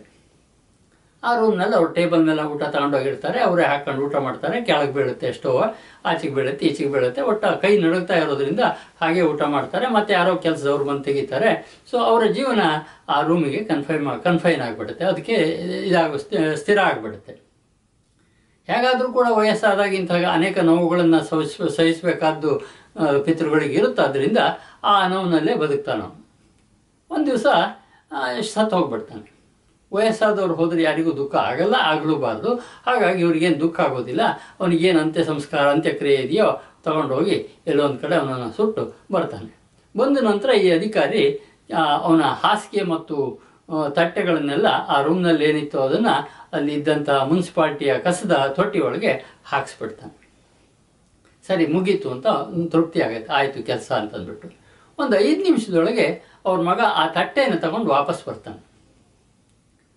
ಆವಾಗ ಇವನು ನೋಡ್ತಾನೆ ಅಧಿಕಾರಿ, ಮಗ ತಟ್ಟೆ ತಗೊಂಡು ಬರ್ತಾ ಇರೋದನ್ನು, ಇದರಿದ್ರ ಆ ತಟ್ಟೆನ ಯಾಕೆ ತರ್ತಾ ಇದೆಯಾ ಅಂತ ಕೇಳ್ತಾನೆ. ಅಪ್ಪ, ಇದು ನಿಂಗೆ ವಯಸ್ಸಾದ್ಮೇಲೆ ಊಟ ಹಾಕೋಬೇಕಾಗತ್ತೆ ಅಂತ ನನ್ನ ಮಗ. ಅಂದರೆ ಇದು ಹೆಂಗೆ ಅಂತಂದರೆ, ನಾವು ಏನು ಮಾಡಿರ್ತೀವೋ ಅದು ನಮಗೆ ಬರುತ್ತೆ. ಈ ಅಧಿಕಾರಿ ಈ ರೀತಿ ನಡ್ಕೊಂಡಿದ್ದಾನೆ ಅಂತಾದರೆ ಮುಂದೆ ಅವನ ಮಗನಿಗೂ ಕೂಡ ಇದೇ ಥರ ಊಟ ಹಾಕಬೇಕು ಅನ್ನುವಂಥ ಒಂದು ವಿಚಾರ ಬರುತ್ತೆ ಅಂತನ್ನುವಂಥದ್ದು. ಇದನ್ನು ಕೂಡ ನಾವು ಕರ್ಮ ಅಂತ ಕರಿತೀವಿ. ಕರ್ಮದ ಬಗ್ಗೆ ಅಥವಾ ಇದನ್ನು ನಮ್ಮ ಜೀವನದಲ್ಲಿ ಕರ್ಮ ಅಂತ ಕರೀತೀವಿ. ನಮ್ಗೆ ಹೆಂಗೆ ಕರ್ಮ ಬರುತ್ತೆ ಅಂದರೆ ಈ ಥರ ಮಾಡಿದ್ದೆಲ್ಲ ಕೂಡ ನಮ್ಮ ಜೊತೆ ಸ್ಟಾಕ್ ಆಗಿ ಅದನ್ನು ನಾವು ಅನುಭವಿಸ್ಬೇಕಾಗತ್ತೆ ಮುಂದೆ ಅಂತ. ಇದಕ್ಕೆ ಬಹಳ ಉದಾಹರಣೆ ಸಿಗುತ್ತೆ ನೋಡಿ. ದಶರಥ ಮಹಾರಾಜ ಬಾಣ ಬಿಟ್ಟು ಆ ಶ್ರವಣ ಕುಮಾರನ ಕೊಂದ್ಬಿಟ್ಟಿರ್ತಾನೆ. ಅದಕ್ಕೋಸ್ಕರ ಅವನಿಗೆ ಶಾಪ ಇರುತ್ತೆ. ಸ್ವತಃ ಮಗ ಶ್ರೀರಾಮಚಂದ್ರ ಪರಮಾತ್ಮನೇ ಆದರೂ ಸಹ ಪುತ್ರವಿಯೋಗದಲ್ಲಿ ಸಾಗಬೇಕಾದ ಅವನಿಗೆ ಶಾಪ ಇತ್ತಾದ್ರಿಂದ ಆ ಶಾಪವನ್ನು ಅವನು ಅನುಭವಿಸಬೇಕಾಗತ್ತೆ ಅನ್ನೋದನ್ನು ಕೂಡ ನಾವು ಕರ್ಮ ಅಂತ ಭಾವಿಸ್ತೀವಿ. ಸೊ ಕರ್ಮದಲ್ಲಿ 2 ಕೆಲಸ ಅನ್ನೋದು ಒಂದಾದರೆ ನಮ್ಮ ಜೀವನದಲ್ಲಿ ನಾವು ಮಾಡಿದಂತಹ ಒಳಿತು ಮತ್ತು ಕೆಳಿತು ಎರಡೂ ಕೂಡ ಫಲಗಳು ನಮಗೆ ಬರುತ್ತೆ ಅನ್ನೋದನ್ನು ಕರ್ಮ ಅಂತ ಇಟ್ಕೊಳ್ತೀವಿ. ಮುಂದಕ್ಕೆ ಹೋಗೋಣ. 9ನೇ ಶ್ಲೋಕ. ಯಜ್ಞಾರ್ಥಾತ್ ಕರ್ಮಣೋನ್ಯತ್ರ ಲೋಕೋಯಂ ಕರ್ಮ ಬಂಧನಃ ತದರ್ಥಂ ಕರ್ಮ ಕೌಂತೆಯ ಮುಕ್ತ ಸಂಗ ಸಮಾಚಾರ. ಬಹಳ ಸುಂದರವಾದ ಮಾತಿದು. ಯಜ್ಞದ ನಿಮಿತ್ತವಾಗಿ ಮಾಡಲಾಗುವ ಕರ್ಮಗಳಲ್ಲದೆ ಇತರ ಕರ್ಮಗಳಲ್ಲಿ ತೊಡಗಿದ ಮನುಷ್ಯ ಸಮುದಾಯವು ಕರ್ಮಗಳಿಂದ ಬಂಧಿತವಾಗಿದೆ. ಇಲ್ಲಿ ಯಜ್ಞ ಅನ್ನೋ ಪದಕ್ಕೆ ನಾವು ಹೋಮ ಹವನ ಅಂತ ಭಾವಿಸಬೇಕಾದಂಥದ್ದಿಲ್ಲ. ಅದು ಚಿಕ್ಕದಾಗೊಂದು ಅರ್ಥ ಇರ್ಬೋದಾದರೂ ಕೂಡ ಪ್ರಜೆಗಳ ಹಿತದೃಷ್ಟಿಯಿಂದ ಮಾಡುವ ಎಲ್ಲ, ಮುಂದೆ ನಾನು ಇದರೊಳಗೆ ಬರ್ತೀವಿ ಭಗವದ್ಗೀತೆಯಲ್ಲಿ, ಎಲ್ಲ ಒಳ್ಳೆಯ ಕೆಲಸಗಳು ಯಜ್ಞ ಅಂತ ಆಗುತ್ತೆ. ಅಂದರೆ ಲೋಕ ಸಮಸ್ತ ಸುಖಿನೋ ಭವಂತು ಅನ್ನುವಂಥ ದೃಷ್ಟಿಕೋನವನ್ನು ಇಟ್ಟುಕೊಂಡು ಮಾಡುವಂಥ ಎಲ್ಲ ಕೆಲಸವೂ ಯಜ್ಞ ಅಂತ ಆಗುತ್ತೆ. ಕೃಷ್ಣನಿಗೆ ಯಜ್ಞದ ನಿಮಿತ್ತವಾಗಿ ಮಾಡಲಾಗುವ ಕರ್ಮಗಳಲ್ಲದೆ ಇತರ ಕರ್ಮಗಳಲ್ಲಿ ತೊಡಗಿದ ಮನುಷ್ಯನ ಸಮುದಾಯವು ಕರ್ಮಗಳಿಂದ ಬಂಧಿತವಾಗಿದೆ. ಹಾಗೆಂದಾದಾಗ ಕರ್ಮ ಬಂಧನವಾಗುತ್ತೆ. ಆದ್ದರಿಂದ ಅರ್ಜುನ, ನೀನು ಆಸಕ್ತಿರಹಿತನಾಗಿ ಯಜ್ಞಕ್ಕಾಗಿಯೇ ಚೆನ್ನಾಗಿ ಕರ್ತವ್ಯವನ್ನು ಮಾಡು. ಈಗ ಇಲ್ಲಿ ಬಂದಿರುವಂತಹ ಯುದ್ಧವೂ ಸಹ ಯಜ್ಞ ಅನ್ನುವಂಥ ದೃಷ್ಟಿನಲ್ಲಿ ನೋಡಬೇಕು. ಅನಿವಾರ್ಯತೆ, ಸತ್ಯಕ್ಕಾಗಿ ಹೋರಾಟ ಮಾಡಬೇಕಾದಾಗ ಬಂದಿರುವಂಥ ಅನಿವಾರ್ಯ ಸ್ಥಿತಿ. ಎದುರುಗಡೆ ಗುರು ಇರಲಿ, ಅಜ್ಜ ಇರಲಿ, ಕುಟುಂಬದವರು ಇರಲಿ, ಯಾರಿರಲಿ ಕೂಡ ಯೋಧನಾಗಿ ಅವನ ಕರ್ತವ್ಯ ಆಗಿದೆ. ಆದ್ದರಿಂದ ಅವನು ಯಜ್ಞ ಅಂತ ತಿಳ್ಕೊಂಡು ಈ ಕೆಲಸ ಮಾಡಬೇಕು. ಸಮಾಜದ ಒಳತಿಗೆ ಅಂತ ಈ ಕೆಲಸ ಮಾಡಬೇಕು. ಸತ್ಯದ ಪ್ರತಿಷ್ಠಾಪನೆಗೆ ಅಂತ ಈ ಕೆಲಸ ಮಾಡಬೇಕಾಗತ್ತೆ. ಆ ವಿಚಾರವನ್ನ ಕೃಷ್ಣ ಇಷ್ಟು ಸುಂದರವಾಗಿ ಯಜ್ಞ ಅಂತ ತಿಳ್ಕೊಂಡು ಹೇಳ್ತಾನೆ. 10ನೇ ಶ್ಲೋಕಕ್ಕೂ ಸಹ ಯಜ್ಞ ಪ್ರಜಾ ಸೃಷ್ಟ್ವಾ ಪುರೋವಾಚ ಪ್ರಜಾಪತಿ ಅನೇನ ಪ್ರಶವಿಶ್ವದ್ವಂ ಮೇಷವೋಸ್ತಿಷ್ಠ ಕಾಮದೋಕ್. ಇದೊಂದು ತುಂಬ ಸುಂದರವಾದಂಥ ಇದು. ಹೇಗೆ ಇಡೀ ವಿಶ್ವ ಸೃಷ್ಟಿಯಾಗಿದೆ ಅಂದರೆ, ಬ್ರಹ್ಮ ಯಜ್ಞದ ಜೊತೆಗೆ ಸೃಷ್ಟಿ ಮಾಡಿಬಿಟ್ನಂತೆ. ಎಷ್ಟು ಚೆನ್ನಾಗಿದೆ ನೋಡಿ. ಪ್ರಜಾಪತಿ ಬ್ರಹ್ಮದೇವರು ಕಲ್ಪದ ಆದಿಯಲ್ಲಿ ಯಜ್ಞದೊಂದಿಗೆ ಪ್ರಜೆಗಳನ್ನು ಸೃಷ್ಟಿಸಿದನು. ಯಜ್ಞ ಅಂದರೆ ಕೆಲಸನೂ ಕೊಟ್ಟ. ಇಲ್ಲದಿದ್ರೆ ಪರಮಾತ್ಮನ ಸೃಷ್ಟಿಯಲ್ಲಿ ಏನೂ ಮಾಡದೆ ಸುಮ್ಮನೆ ಜೀವಿಸಿ ಹೋಗುವಂಥದ್ದು ಕೊಡೋದು ದೈವ ಶಕ್ತಿಗೇನು ಸಾಧ್ಯ ಇಲ್ಲದಿದ್ದ ಆಗಿರಲಿಲ್ಲ. ಆದರೂ ಕೂಡ ಪ್ರತಿಯೊಬ್ಬನು ಕೂಡ ತನ್ನ ಹೊಟ್ಟೆ ಕೆಲಸ ಮಾಡಬೇಕು ಅನ್ನುವಂಥದ್ದು ಇದನ್ನ ಇಟ್ಕೊಂಡೇ ಸೃಷ್ಟಿ ಮಾಡಿದ್ದಾನೆ. ಮತ್ತು ಮಾಡಿ ಹೇಳಿದ್ನಂತೆ, ನೀವು ಯಜ್ಞದಿಂದ ಉತ್ಕರ್ಷ ಮಾಡಿಕೊಳ್ಳಿ, ನೀವು ಈ ಯಜ್ಞಗಳಿಂದ ನಿಮ್ಮ ಶ್ರೇಯಸ್ಸನ್ನು ಮಾಡಿಕೊಳ್ಳಿ, ಈ ಯಜ್ಞವು ನಿಮಗೆ ಇಚ್ಛಿಸಿದ ಮನೋರಥಗಳನ್ನು ಸಂಪೂರ್ಣಗೊಳಿಸುವಂತಾಗಲಿ ಅಂತ ಹೇಳಿದ ಅಂತ ಮಾತನ್ನು ಕೃಷ್ಣ ಹೇಳ್ತಾನೆ. ಇಲ್ಲಿ ಯಜ್ಞ ಅಂದರೆ ಏನು ಅಂದರೆ, ಜೀವನಕ್ಕಾಗಿ ಬೇಕಾಗುವಂತಹ ದುಡಿಮೆಯನ್ನು ಮಾಡಿಕೊಳ್ಳುವಂಥದ್ದು ಯಜ್ಞ ಅಂತ. ಅದನ್ನು ಕೂಡ ಬ್ರಹ್ಮ ಸೃಷ್ಟಿಯಲ್ಲಿಯೇ ನೀವು ಹೀಗೆ ಮಾಡಿ ಉಣ್ಬೇಕು ಅನ್ನುವಂಥದ್ದನ್ನು ಮೊದಲೇ ತೀರ್ಮಾನ ಮಾಡಿಬಿಟ್ಟಿದ್ದ ಅನ್ನುವಂಥ ಮಾತನ್ನ ಕೃಷ್ಣ ಹೇಳ್ತಾನೆ. ಮುಂದಕ್ಕೆ ಹೋಗೋಣ. 11 ದೇವಾನ್ ಭಾವಯತಾನೇನ ತೇ ದೇವಾ ಭಾವಯಂತು ವಹ ಪರಸ್ಪರಂ ಭಾವಯಂತಹ ಶ್ರೇಯ ಪರಮವಾಪ್ಸ್ಯತ. ಚೆನ್ನಾಗಿದೆ ನೋಡಿ. ನೀವು ಯಜ್ಞದಿಂದ ದೇವತೆಗಳನ್ನು ತೃಪ್ತಿಪಡಿಸಿರಿ. ನೀವು ಮಾಡುವ ಒಳ್ಳೆಯ ಕೆಲಸದಿಂದ ಭಗವಂತನ ತೃಪ್ತಿಪಡಿಸಿರಿ. ದೇವತೆಗಳು ನಿಮ್ಮನ್ನು ಉನ್ನತಿ ಮಾಡಲಿ. ಅಂದರೆ ನೀವು ಮಾಡುವಂಥ ಕೆಲಸವನ್ನು ಪರಮಾತ್ಮನಿಗೆ ಸಮರ್ಪಣೆ ಮಾಡಿ, ಮಾಡಿದ ಒಳ್ಳೆಯ ಕೆಲಸವನ್ನು ಪರಮಾತ್ಮನಿಗೆ ಸಮರ್ಪಣೆ ಮಾಡಿದಾಗ ಅವರು ನಿಮಗೆ ಉನ್ನತಿಯನ್ನು ಕೊಡ್ತಾರೆ. ಹೀಗೆ ನಿಸ್ವಾರ್ಥದಿಂದ ಪರರ ತೃಪ್ತಿಯನ್ನು ಹೊಂದಿ, ನಿಸ್ವಾರ್ಥದಿಂದ ಪರಸ್ಪರ ತೃಪ್ತಿಯನ್ನು ಹೊಂದಿ ನೀವು ಪರಮಶ್ರೇಯಸ್ಸನ್ನು ಪಡೆಯುವಿರಿ ಅಂತ ಬ್ರಹ್ಮ ಸೃಷ್ಟಿಯ ಕಾಲದಲ್ಲೇ ಮನುಷ್ಯನಿಗೆ ಹುಟ್ಟಿನ ಜೊತೆಗೆ ಕರ್ಮಗಳನ್ನು ಕೊಟ್ಟು ಈ ಮಾತು ಹೇಳಿದ ಅನ್ನುವಂಥ ಮಾತನ್ನು ಕೃಷ್ಣ ಹೇಳ್ತಾನೆ. ಮುಂದಕ್ಕೆ ಹೋಗೋಣ. ಇಷ್ಟಾನ್ ಭೋಗಾನ್ ಹಿ ಓ ದೇವ ದಾಸ್ಯಂತೆ ಯಜ್ಞಭಾವಿತಾ ತೈರ್ದತ್ತಾ ನಪ್ರಾಯೇಭ್ಯೋ ಯೋ ಭುಂಕ್ತೆ ಸ್ಥೇನ ಏವ ಸಹ. ನೋಡಿ, ಇಲ್ಲೊಂದು 12ನೇ ಶ್ಲೋಕದ 2ನೇ ಸಾಲಿನ ಕೊನೆಯ ಪಾದವನ್ನು ಯೋ ಭುಂಕ್ತೆ ಸ್ಥೇನ ಏವ ಸಹ ಅಂತ ಒಂದನ್ನು ಅಂಡರ್ಲೈನ್ ಮಾಡ್ಕೊಳ್ಳಿ. ಏನಿದು ಅಂತ ಹೇಳ್ತೀನಿ. ಯಜ್ಞದ ಮೂಲಕ ತೃಪ್ತರಾದ ದೇವತೆಗಳು ಅಂದರೆ ನೀವು ಮಾಡಿದಂತಹ ಕೆಲಸವನ್ನು ಯಜ್ಞ ಅಂತ ಹೇಳಿ ಮಾಡಿ ಅದನ್ನು ಭಗವಂತನಿಗೆ ಸಮರ್ಪಣೆ ಮಾಡಿದರೆ ಇಚ್ಛಿಸಿದ ಭೋಗಗಳನ್ನು ನಿಶ್ಚಯವಾಗಿ ಕೊಡುತ್ತಿರುತ್ತಾರೆ. ನೀವೇನು ಒಳ್ಳೇದು ಮಾಡ್ತೀರಿ ಅದಕ್ಕೆ ಪ್ರತಿಫಲ ಬಂದೇ ಬರುತ್ತೆ. ನಾನು ನಿಮಗೆ 2ನೇ ಅಧ್ಯಾಯದಲ್ಲಿ ದ್ರೌಪದಿ ಸಣ್ಣ ಬಟ್ಟೆ ಕಟ್ಟಿದ್ರಿಂದಾಗಿ ಕೃಷ್ಣನ ಕೈಗೆ ಅಕ್ಷಯವಾದಂಥ ಸೀರೆ ಪಡೆದು ಅಂತ ಹೇಳಿದ್ನಲ್ಲ, ಆ ಉದಾಹರಣೆ ನೆನಪಿಟ್ಕೊಳ್ಳಿ. ನೀವೇನು ಮಾಡ್ತೀರೋ ಅದು ಒಳ್ಳೆ ಕೆಲಸ ಮಾಡಿದ್ದಕ್ಕೆಲ್ಲ ಕೂಡ ಒಳ್ಳೆ ಪ್ರತಿಫಲ ಬರುತ್ತೆ ಅಂತ ಇಟ್ಕೊಂಡು ನಿಶ್ಚಯವಾಗಿ ಕೊಡುತ್ತಿರೋರು. ದೇವತೆಗಳ ಮೂಲಕ ಕೊಡಲ್ಪಟ್ಟ ಭೋಗಗಳನ್ನು ಯಾವ ಪುರುಷನು ಅವರಿಗೆ ಅರ್ಪಿಸದೆ ತಿನ್ನುತ್ತಾನೋ ಅವನು ಕಳ್ಳನಾಗಿದ್ದಾನೆ ಅಂತ ಹೇಳ್ಬಿಡ್ತಾನೆ. ನೋಡಿ, ಇಲ್ಲಿ ನೀವು ಮಾಡಿದ ಕೆಲಸವನ್ನು ಪರಮಾತ್ಮನಿಗೆ ಸಮರ್ಪಣೆ ಮಾಡದಿದ್ರೆ ನಿಮಗೆ ನೆಮ್ಮದಿ ಇಲ್ಲದೆ ಇರುವಂತಹ ಸ್ಥಿತಿ ಒಂದು ಮಾತ್ರ ಅಲ್ಲ, ನಿಮ್ಮನ್ನು ಕಳ್ಳ ಅಂತನೂ ಕೂಡ ಕೃಷ್ಣ ಬಹಳ ಸುಂದರವಾದಂಥ ಮಾತನ್ನು ಹೇಳ್ತಾನೆ. ಯೋಗುಂಗ್ ತೈರ್ದತ್ತ ನಪದಾಭ್ಯೋ ಯೋಗುಂಕ್ತೆ ಸ್ಥೇನೆ ಸಹ. ಇಲ್ಲಿ ಪ್ರಪಂಚದಲ್ಲಿ ಒಂದು ಪರಮಾತ್ಮನಿಗೆ ವಿನೀತ ಭಾವ ಬೇಕಾಗತ್ತೆ ನಮಗೆ. ಅಂದ್ರೆ ಅರ್ಥ ಏನು ಅಂತಂದರೆ, ನಾವೇನಿದ್ದೀವಿ ಇವತ್ತು ಈ ಸ್ಥಿತಿಗೆ ಆ ಪರಮಾತ್ಮ ಕಾರಣ ಅನ್ನುವಂಥದ್ದು ಬೇಕು. ಅದನ್ನು ನಮ್ಮನ್ನು ನಾವು ನೋಡ್ಕೊಂಡು ಅದಕ್ಕೆ ಅವನಿಗೆ ಒಂದು ಧನ್ಯವಾದ ಹೇಳುವಷ್ಟು ಕೂಡ ನಮಗೆ ಸೌಜನ್ಯ ಇಲ್ಲ ಅಂತಂದರೆ ನಾವು ನಿಜವಾಗೂ ಕಳ್ಳರಾಗ್ಬಿಡ್ತೀವಿ. ನಮ್ಗೆ ಎಷ್ಟು ಸುಂದರವಾದಂಥ ಜೀವನವನ್ನು ಕೊಟ್ಟಿದ್ದಾನೆ, ಯಾರಿಗೋ ಕೊಡದಿದ್ದಂಥ ಎಷ್ಟೆಲ್ಲ ಅನುಕೂಲಗಳನ್ನು ಕೊಟ್ಟಿದ್ದಾನೆ. ಆದ್ದರಿಂದ ಈ ಎಲ್ಲ ಕೊಟ್ಟಿರುವಂಥ ವಿಚಾರಕ್ಕೆ ಪರಮಾತ್ಮನ ಸ್ಮರಿಸದೇ ಇದ್ದರೆ ನಾವು ಕಳ್ಳರಾಗ್ಬಿಡ್ತೀವಿ ಅನ್ನುವಂತಹ ಮಾತನ್ನು ಕೃಷ್ಣ ಹೇಳ್ತಾನೆ. ಅದ್ಭುತವಾದಂಥ ಮಾತು. 13ನೇ ಶ್ಲೋಕಕ್ಕೆ ಹೋಗೋಣ. ಯಜ್ಞಶಿಷ್ಟಾಶಿನಃ ಸಂತೋ ಮುಚ್ಚಂತೆ ಸರ್ವಕಿಲ್ಬಿಷೈ ಭುಂಜತೆ ತ್ವಗಂ ಪಾಪ ಏ ಪಚಂತೆ ಆತ್ಮಕಾರಣ. ನೋಡಿ, ಇಲ್ಲಿ ನಾವು ಮಾಡಿದಂಥ ಕೆಲಸವನ್ನು ಪರಮಾತ್ಮನಿಗೆ ಸಮರ್ಪಣೆ ಮಾಡುವ ವಿಚಾರವನ್ನು ಏನು ಹಿಂದಿನ ಶ್ಲೋಕದಲ್ಲಿ ಹೇಳಿದ್ದ, ಏನು ಸಮರ್ಪಣೆ ಮಾಡದೆ ಊಟ ಮಾಡೋರನ್ನ ಕಳ್ಳ ಅಂತ ಕರೀತಾರೆ ಅಂತ ಹೇಳಿದ್ದ, ಅದರ ಮುಂದುವರೆದ ಭಾಗ ಹೇಳ್ತಾನೆ. ಯಜ್ಞದಲ್ಲಿ ಉಳಿದು ಅನ್ನವನ್ನು ಸೇವಿಸುವವರು ಶ್ರೇಷ್ಠ ಪುರುಷರು ಅಂತ. ಅಂದರೆ ಇಲ್ಲಿಗ ನೀವು ಮಾಡಿದ್ದೇ ಅಡಿಕೆ ಪರಮಾತ್ಮನ ಸನ್ನಿಗೆ ಇಟ್ಟು ಕೃಷ್ಣಾರ್ಪಣ ಅಂತ ಮಾಡಿದಾಗ ಅದು ಪರಮಾತ್ಮನಿಗೆ ಸಮರ್ಪಣೆ ಆಯಿತು. ಸಮರ್ಪಣೆ ಯಾವಾಗ ಆಯಿತು, ಆಮೇಲಿಂದ ನೀವು ಮಾಡುವಂಥ ಊಟ ಪ್ರಸಾದ ಅಂತ ಆಗುತ್ತೆ. ಆವಾಗ ಅದು ಎಲ್ಲ ಕಾರಣಗಳು ಎಲ್ಲದರಿಂದ ಬಿಡುಗಡೆ ಆಗುತ್ತೆ ಅಂತ, ಎಲ್ಲ ಪಾಪಗಳಿಂದ ಮುಕ್ತರಾಗುತ್ತಾರೆ. ಪಾಪಿ ಜನರು ತಮ್ಮ ಶರೀರದ ಪೋಷಣೆಗಾಗಿ ಅನ್ನ ತಯಾರಿಸುತ್ತಾರೆ. ಸ್ವಾರ್ಥಕ್ಕಾಗಿ ಯಾರು ದುಡ್ಕೊಳ್ತಾರೆ, ಯಾರು ದುಡ್ಡು ಮೇಲೆ ಬೇರೆ ಯಾರಿಗೂ ಏನೂ ಸಲ್ಲೋದಿಲ್ಲ ಅನ್ನುವಂಥ ವಿಚಾರ ಇದೆ. ಅವರು ಸ್ವಾರ್ಥಿಗಳು, ಅವರು ಪಾಪವನ್ನೇ ತಿನ್ನುತ್ತಾರೆ ಅಂತ ಹೇಳ್ತಾನೆ ಕೃಷ್ಣ.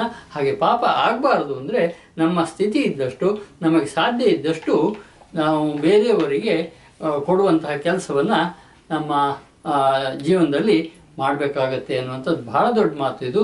ಅಂದರೆ ಇಲ್ಲಿಯೇ ನಾವು ಸಮಾಜಕ್ಕೆ ನಮ್ಮದೊಂದು ಋಣ ಇರುತ್ತೆ. ಅದನ್ನು ತೀರಿಸೋದೇನಪ್ಪ ಅಂದರೆ ಯಾವುದಾದ್ರೂ ವಿಚಾರದಲ್ಲಿ ನಮಗೆಲ್ಲ ಸಾಧ್ಯ ಅಂತಲ್ಲಿ ಸಮಾಜದ ಸೇವೆಗಾಗಿ ನಮ್ಮನ್ನು ತೊಡಗಿಸ್ಕೊಳ್ಳುವಂಥದ್ದು, ಆವಾಗ ಅದು ಯಜ್ಞ ಆಗತ್ತೆ ಅಂತನ್ನುವಂಥದ್ದು. ಮುಂದಕ್ಕೆ ಹೋಗೋಣ. 14 ಶ್ಲೋಕ.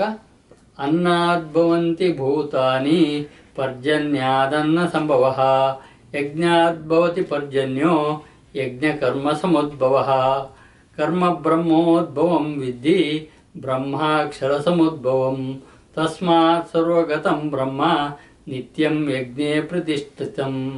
ಈ 14, 15 ಎರಡು ಒಟ್ಟು ಓದಿದ್ದೀನಿ. ಯಾಕೆಂದರೆ ಇವು ಎರಡು ಒಟ್ಟು ಒಂದು ಅರ್ಥವನ್ನು ಕೊಡುವಂತಹ ಶ್ಲೋಕಗಳು.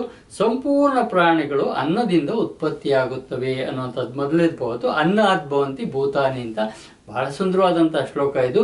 ಅದಕ್ಕೋಸ್ಕರಲೇ ನಾವು ಈಗ ಪ್ರಪಂಚದ ಇನ್ನೆಲ್ಲಾರು ಜೀವಿಗಳಿದಾವ ಅಂತ ನೋಡೋರಲ್ಲಿ ನಾವು ಮೊದಲು ಹುಡುಕ್ತಾ ಇರೋದು ಇನ್ನೆಲ್ಲಿ ನೀರಿದೆ ಅಂತ.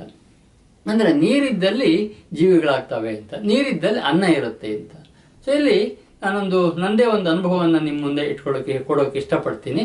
ನಾನು ಹಳ್ಳಿಯಲ್ಲಿ ಇದ್ದಾಗ ತೋಟದಲ್ಲಿ ಕೆಲವು ಕೋಕೋ ಗಿಡಗಳನ್ನು ಹಾಕಿದ್ದೆ. ಆ ಕೋಕೋ ಗಿಡಗಳು ಹಣ್ಣು ಪ್ರಾರಂಭ ಆದ ಕೂಡಲೇ ಮೊದಲು ಎಲ್ಲೋ ತಿಂಗಳಲ್ಲಿ ಒಂದು ಸಾರಿ ನೋಡ್ತಾ ಇದ್ದಂಥ ಬ್ಯಾಟ್ ಹಾರುವಂಥ ಹಕ್ಕಿ, ನಾವು ಕಬ್ಬೆಕ್ಕು ಅಂತ ಕರಿತಿದ್ದೀವಿ ಅದನ್ನು, ಒಂದು ಮರದ ಮೇಲಿಂದ ಇನ್ನೊಂದು ಮರಕ್ಕೆ ಹಾರುವಂಥ ಹಕ್ಕಿ. ಅದು ಹಕ್ಕಿ ಅಲ್ಲ, ಅದೊಂದು ಪ್ರಾಣಿ. ಸೊ ಅದು ಒಂದೊಂದನ್ನು ನಾವು ನೋಡಿ ಖುಷಿ ಪಡ್ತಾ ಇದ್ದು, ಇದು ಬರ್ತಾ ಇದೆ ಮೇಲಿಂದ ಮರದಿಂದ ಹಾರ್ಕೊಂಡು ಅಂತ. ಈ ಅನ್ನ ಜಾಸ್ತಿ ಆಗ್ತಿದ್ದಂಗೆ, ಕೊಕ್ಕೋ ಹಣ್ಣು ಜಾಸ್ತಿ ಆಗ್ತಾ ಇದ್ದಂಗೆ ಒಂದಿದ್ದವು 2 ಆದು, 2 ಇದ್ದವು 4 ಆದು.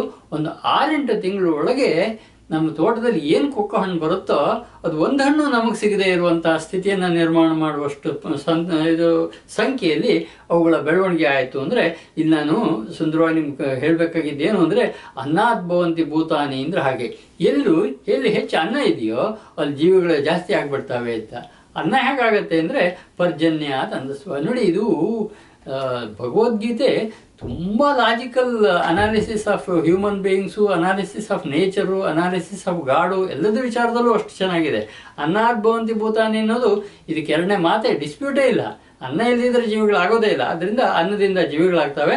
ಪರ್ಜನ್ಯ ಅನ್ನ ಸಂಭವ. ಮಳೆ ಇದ್ದರೆ ಅಥವಾ ನೀರಿದ್ದರೆ ಅನ್ನ ಸಾಧ್ಯ ಆಗುತ್ತೆ, ಇಲ್ಲದಿದ್ದರೆ ಗಿಡ ಮರಗಳು ಬೆಳೆಯೋದಿಲ್ಲ, ಆಹಾರ ಇರೋದಿಲ್ಲ, ಸಾಧ್ಯ ಆಗೋದಿಲ್ಲ.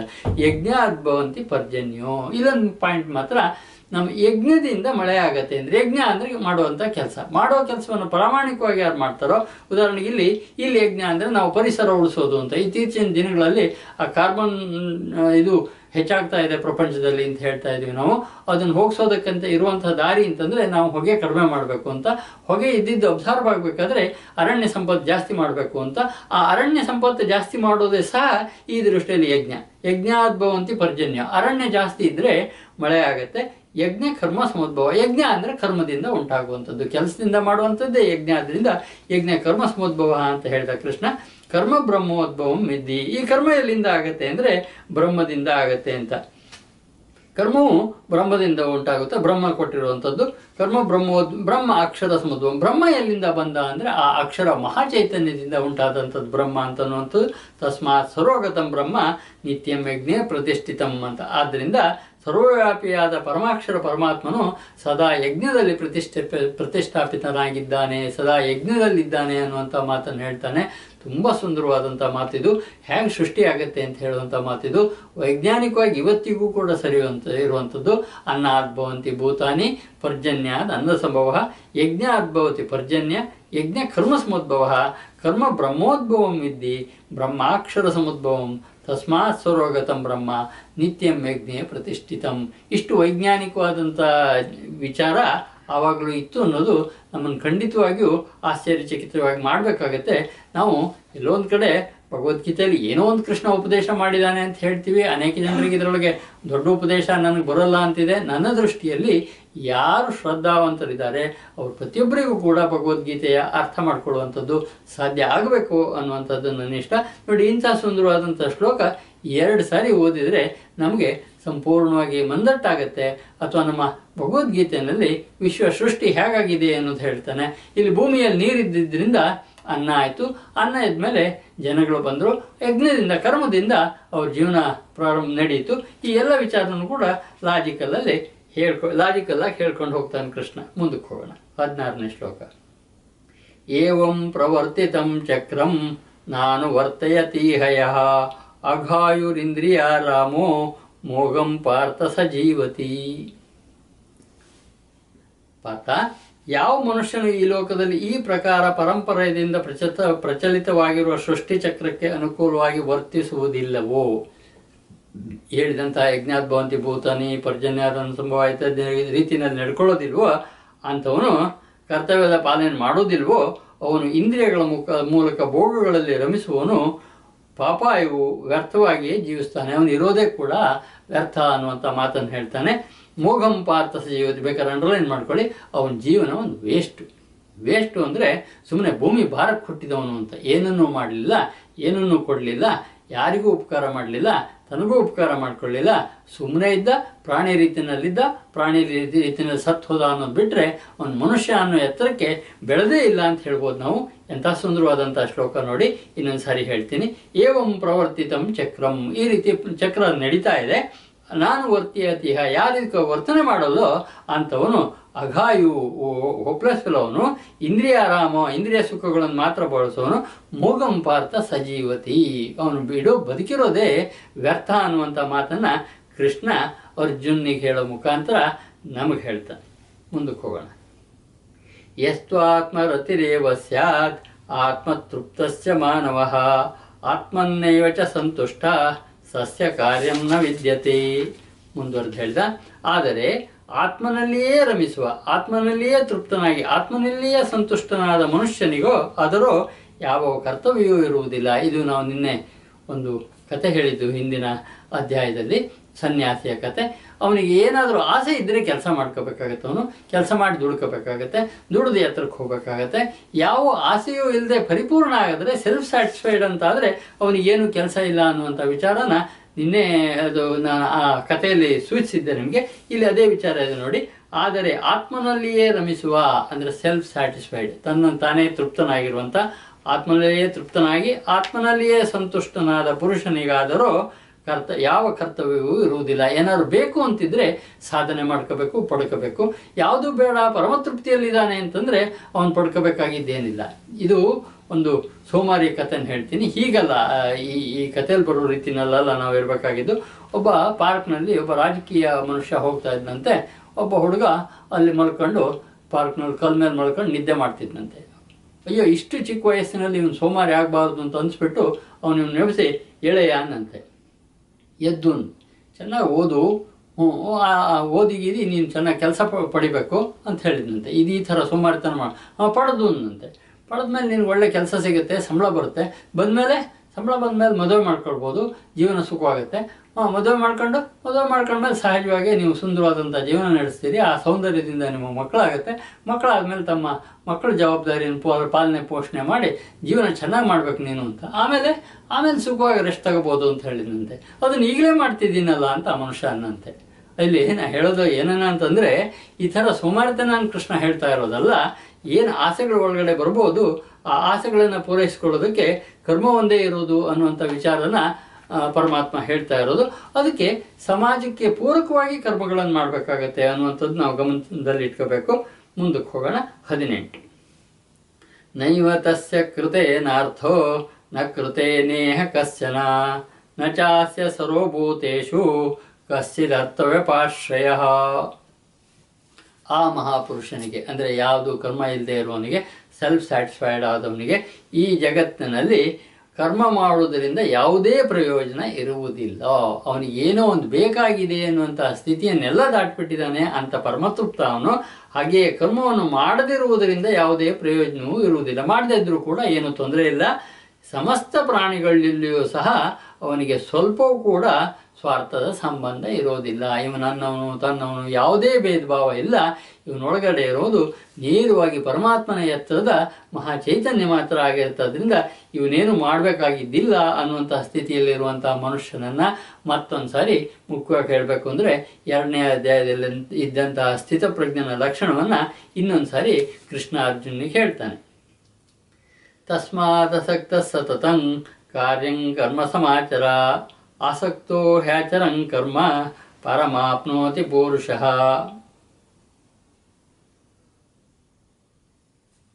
ಆದ್ದರಿಂದ ನೀನು ನಿರಂತರ ಆಸಕ್ತನಾಗದೆ ಕರ್ಮಗಳನ್ನು ಚೆನ್ನಾಗಿ ಮಾಡುತ್ತಿರು. ಕರ್ಮದ ಫಲದಲ್ಲಿ ಆಸಕ್ತಿ ಇಲ್ಲದೆ ಕರ್ಮವನ್ನು ಇದು ಟೆನ್ಷನ್ ಇಲ್ಲದೆ ಇರುವಂತಹ ಜೀವನಕ್ಕೆ ಒಂದೇ ಒಂದು ಮಾರ್ಗ ಇರೋದು. ಇಡೀ ವಿಶ್ವದಲ್ಲಿ ಹುಡುಕಬಹುದಾದಂತಹ ಮಾರ್ಗ ಅಂತಂದ್ರೆ ಇದು.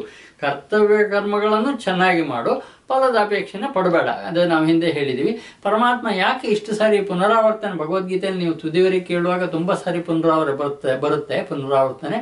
ಅದಕ್ಕೆ ನಾನೇನು ಹೇಳ್ತೀನಿ ಅಂದರೆ, ಕೃಷ್ಣ ಜಗದ್ಗುರು, ಅವನು ಪಾಠ ಮಾಡ್ತಾ ಇರೋದು ಎಲ್ಲ ಟಾಪ್ ರ್ಯಾಂಕರ್ಸಿಗೆ ಮಾತ್ರ ಅಲ್ಲ, ಕೊನೆ ವಿದ್ಯಾರ್ಥಿ ಕೂಡ ಅವನಿಗೆ ಮುಖ್ಯ. ಹಾಗಾಗಿ ಕೆಲವು ಅಂಶಗಳನ್ನು ಅನೇಕ ಸಾರಿ ಹೇಳಬೇಕಾಗತ್ತೆ.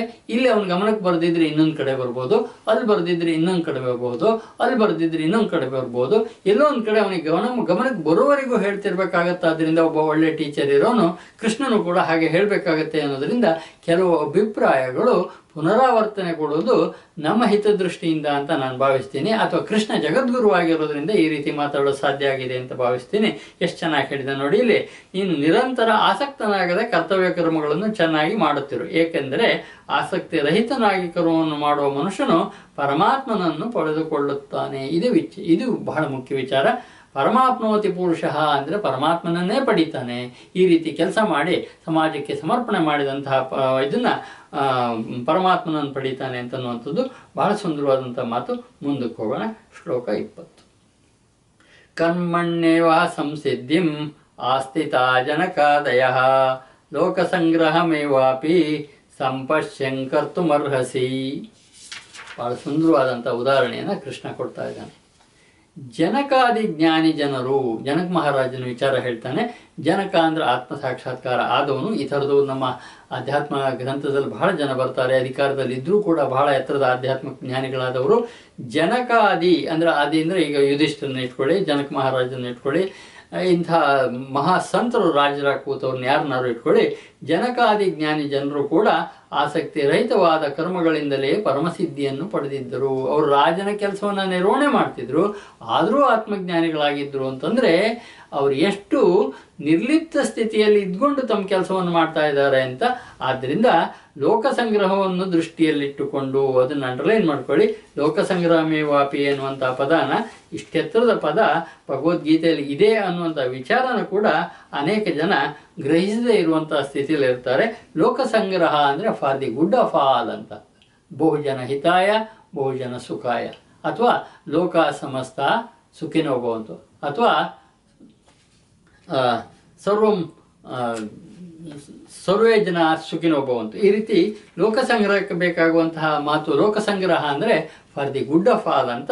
ಲೋಕಸಂಗ್ರಹಕ್ಕಾಗಿ ಸಂಪಶ್ಯಂ ಕರ್ತುಮರ್ಹಸಿ, ಲೋಕಸಂಗ್ರಹಕ್ಕಾಗಿ ಕೆಲಸ ಮಾಡು, ಎಲ್ಲರ ಒಳಿತಿಗಾಗಿ ಕೆಲಸ ಮಾಡು, ಜನಕಾದಿಗಳು ಮಾಡಿದ ಹಾಗೆ ಮಾಡು, ಆತ್ಮಜ್ಞಾನಿಗಳಾದರೂ ಕೂಡ ಕೆಲಸ ಮಾಡಿದ್ರು. ಇಲ್ಲಿ ನಾನು ನಿಮ್ಮ ಗಮನಿಗೆ ಒಂದು ವಿಚಾರವನ್ನು ಕೊಡಬೇಕು.